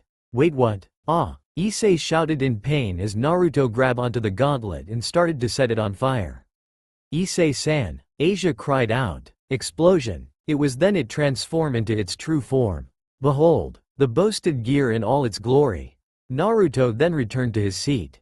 Issei, Rias, Akeno, and Asia were staring at it with amazement. After some talking amongst themselves, Issei approached Naruto again. Why do you think that I can't beat Riser? He asked seriously. He trusted Naruto's judgment, but he couldn't allow his king be married to that prick. Especially that he had a weapon that could kill a god. He survived my mini Buddha Fury Flame Lotus. A normal person can't survive without take heavy damage or dying. Mini? Akeno asked. Yeah, mini. To use the Buddha Fury Flame Lotus, you need to combine 2 different flames into one. Doing so will create powerful attack. Technically, anyone can do it if they know how to control their Kai. Which Rias decided to file it in their head. She knew the difference in magic and Kai, but she wanted the option for a powerful move available for her. Of course he left out that it's extremely dangerous and that the Uzumaki clan were the first to discover how to do it without blowing themselves up. It an Uzumaki signature technique. We taught it to others that are capable of using their Kai flame. An Uzumaki would usually combine 2 essence flame to create a powerful lotus capable of killing an ultimate class devil during the Great War. The mini version is using it with only 1 essence flame without any essence flame. I used my natural ability to produce flames and an essence flame. Even when I used it against Riser, it was tamed, but the fact that he got out with a few burns and scrape shows he's powerful. Shocking Asia, Akeno, Issei, and Rias. Wait, Riser is a phoenix. Fire shouldn't harm him, Rias pointed out. The story of the Flame Lotus sounded very powerful, so she didn't believe that Riser can survive one without using his ability. Doesn't matter. You forget that an essence flame is a god to all flames. Riser's pyrokinesis should have been very weakened to the point of non-existence. There has been accounts in Uzumaki history that even a god's flame betrayed them when facing a essence flame. Hell, I sparred with Amaterasu when I received my essence flame. She is a sun goddess, so fire is her power and I turn it against her. I may have lost, but the fact that her fires didn't obey her and didn't protect her when I fought her shows that any flames should be at my mercy. What Naruto didn't tell them is about Amaterasu's own essence flame and how little damage he could do against her due to him being far weaker than her, but they didn't need to know that. Of course they believed his story. Naruto showed to be a good and trusted friend to the 2 devils. Does that mean that he's stronger than you? Issei asked. Hell no. I fought stronger. Hell, I beat Kuroka and she is designated a rank SS criminal in the underworld. Only an ultimate level devil can stand a chance against her. Before you asked about Kuroka, it's not my place to tell, Issei. I trust you with my own secrets, but others is something I can't reveal without permission. Issei just looked a little sad to hear that he can't learn from his friend, but he understood his position. He wanted to get stronger, so he can protect Rias as best as he can. Rias then spoke up. If you can't train Issei to beat Riser, then how about you train all of us? She didn't want to marry Riser, so any option out there, she would take. Chuckle. Bunch of weaker opponents fighting one strong guy. That can work. I can train Issei in his sacred gear and Kiba a little in swordsmanship. You and Akeno are magic users and I'm a Kai user. I can't help you there. Finally, Kaneko, you should know who can only help her. Rias knew exactly who can train Kaneko and Kaneko was avoiding her as best she can. Then there is the inner demons that I can't help. If you want my help, then you need to help your own, Rias. Naruto told her as he looked directly at her. She didn't know if she can. She always wanted them to be safe. Facing their past was too painful for them. She had 2 choices, let her peerage continue to run away and lose Naruto's help along with his people's help or help them face their past and get them stronger. Flashback. You suck. Naruto deadpanned towards Rias. Everyone in the room could only sweat drop at his statement. Ah, Naruto-san, what do you mean by that? Asia asked innocently. Master means that Rias's peerage is a bad choice for battle. Himari explained for the man that she swore to serve and protect for the rest of her life. Rias choose all her piece more whimsically. All her piece do have great potential, but at their current strength, they will be more of a weakness than power. Then there is to take account that the entire peerage focus mainly on power. While Naruto was nodding to all her points, Kuno then took over the explanation to Asia as she was now beginning to see the point. Rias is more of an offensive wizard type. Issei raised his hand. What do you mean by wizard type? He asked. He understood that offensive meant that she attacks more than defend. Issei-san, a person can be generally judged by their fighting style. A wizard type is a person that uses magic as their fighting style. Rias-san will fall under that category because she uses her inherited power, the power of destruction. Akeno-san falls under the same category because she uses lighting magic. Then we have the speed type, which they use their speed to take advantage of their opponent. They need to be faster than their opponent to win. This is where Kiba-san will fall under as an offensive kind because he uses his swords in conjunction with his night piece that gives him a boost in speed. Then we have a guardian type, they fight while taking a lot of damage. That would be Kaneko-san falls under, but she has more power to deal with damage, so she could also fall under a warrior type. A person that uses physical strength to beat their opponent, so Kaneko-san is more a hybrid of the two. So I can't really say if she is offensive or offensive without learning more. Keep in mind that there are more types out there. Kuno answered. In all, the balance of the team is off. Your peerage will be able to overwhelm people in the future, if they achieve their potential, but now, the team won't stand a chance against a well-balanced team. You have no support or defense-orientated form. Everyone is offense. You have no real support or anyone to take aggro and survive. Kaneko doesn't have the needed defense to be a front-line tank. Naruto finished. Issei began to understand how combat styles work in conjecture with team battles. It was pretty simple. He could definitely agree with Kaneko part because he'd been on the other end of her fist before. What type would I be? He asked, curious because he only heard the other devils. Kuno opened her mouth, but closed it because she couldn't find the answer. She continued this for a few more seconds, making Issei falter while others laugh. Why, you don't really have a fighting style. You may have the boosted gear, but you don't really use magic or any physical skills to classify in any of the types. Sorry. All come on, he shouted in frustration. He took a minute to rant till he calmed down. How about you guys? This piqued Rias's and Akino's interest. They didn't know that they were wizard type. Well, that was due to them not being around combat as often, so they really didn't learn about it. They wanted to know what their friend's fighting style. I'm an offensive weapon type. Shiger would fall under the same category. Himari answered. Wouldn't that mean Yuto is a weapon type too? Rias asked. Her knight did have the sword rebirth sacred gear. Not really. Yes, he does use a weapon, but there is no real sword technique in his fighting style. He uses his speed to make it look like he does. A weapon type use weapon technique. Kiba is just making quick slashes. It can't really be considered a weapon skill. Himari explained. Her sword skills were far superior than Kiba's. Kiba would fall under Western swordplay with no real technique behind their attack. Rias nodded, understanding the difference. She figured that sword skills wasn't just swinging a sword because if that was true, everyone will be classified as a weapon type. I'm a supportive offensive nature type. Nature type are usually for Yukai because a nature type is usually found using chakra and or senjutsu. Kuno answered. Both chakra and senjutsu were energy of life and Yukai are known for that power. Naruto gave a small embarrassed chuckle. I'm considered as a dragon type. Dragon type? Akino, Rias, Issei, and Asia asked. Clearly unaware of such a term exist. A dragon type is more of a person using pure destructive power. You would usually find a dragon type fighter as someone in the top 10 or a wielder of a Longinus.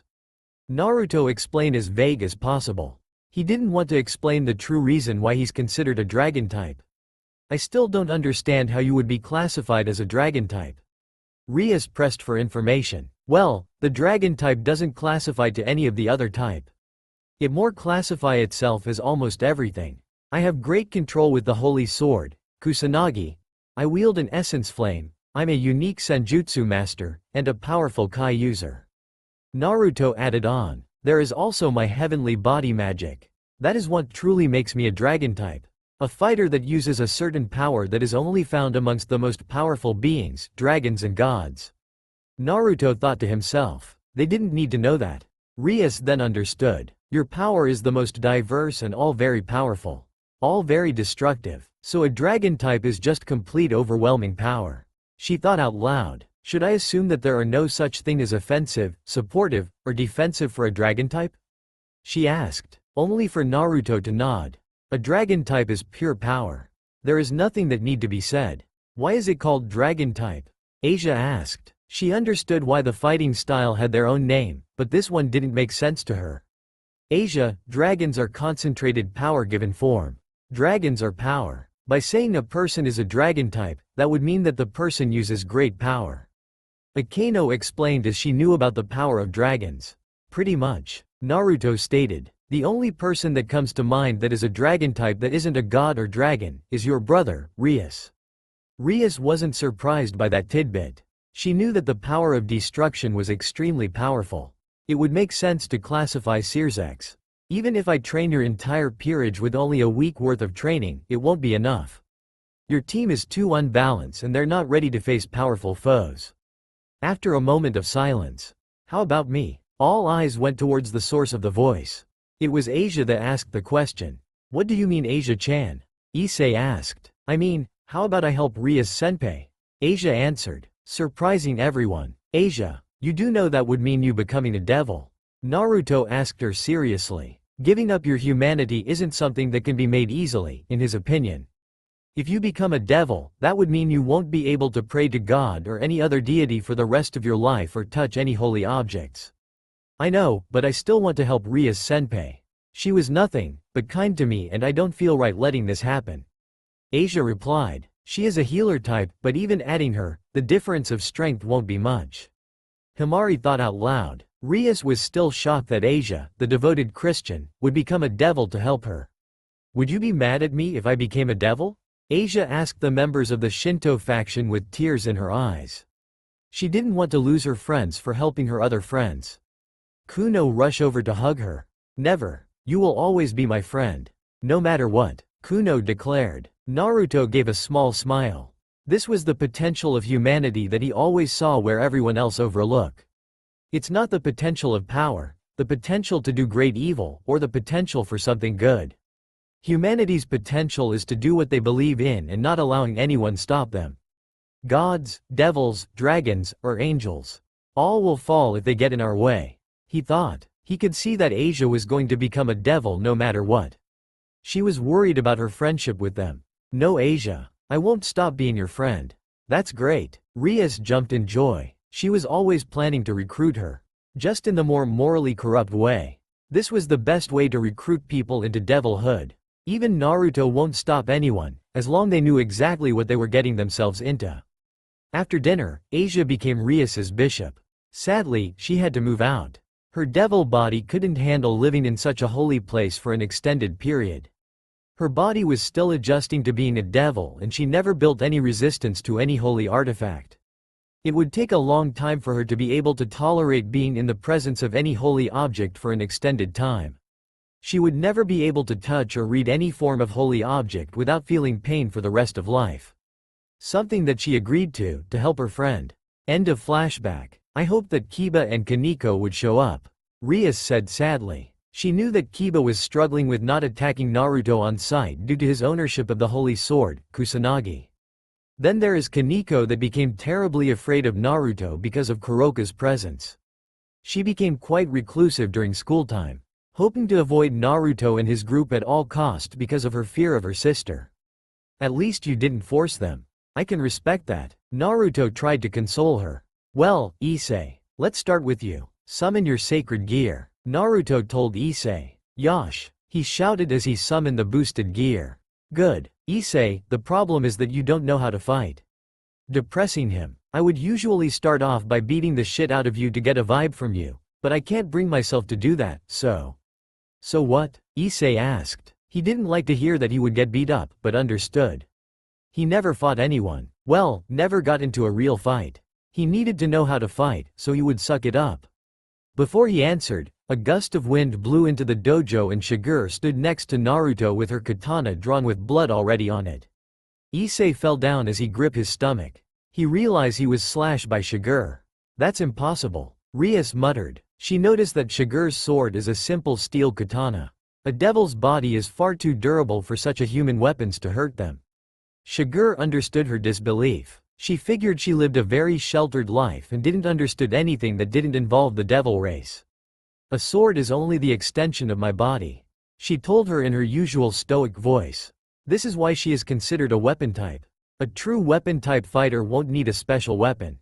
Their skills apply to themselves, not their weapons. They could use anything as a weapon, magical or not. One time when I was hunting devils around Japan earlier in life, I saw Shigure kill a devil with a wooden spoon. Naruto told them. The devils didn't believe him, except Asia. She could only praise how strong Shigure is, which made the swordswoman very proud of herself.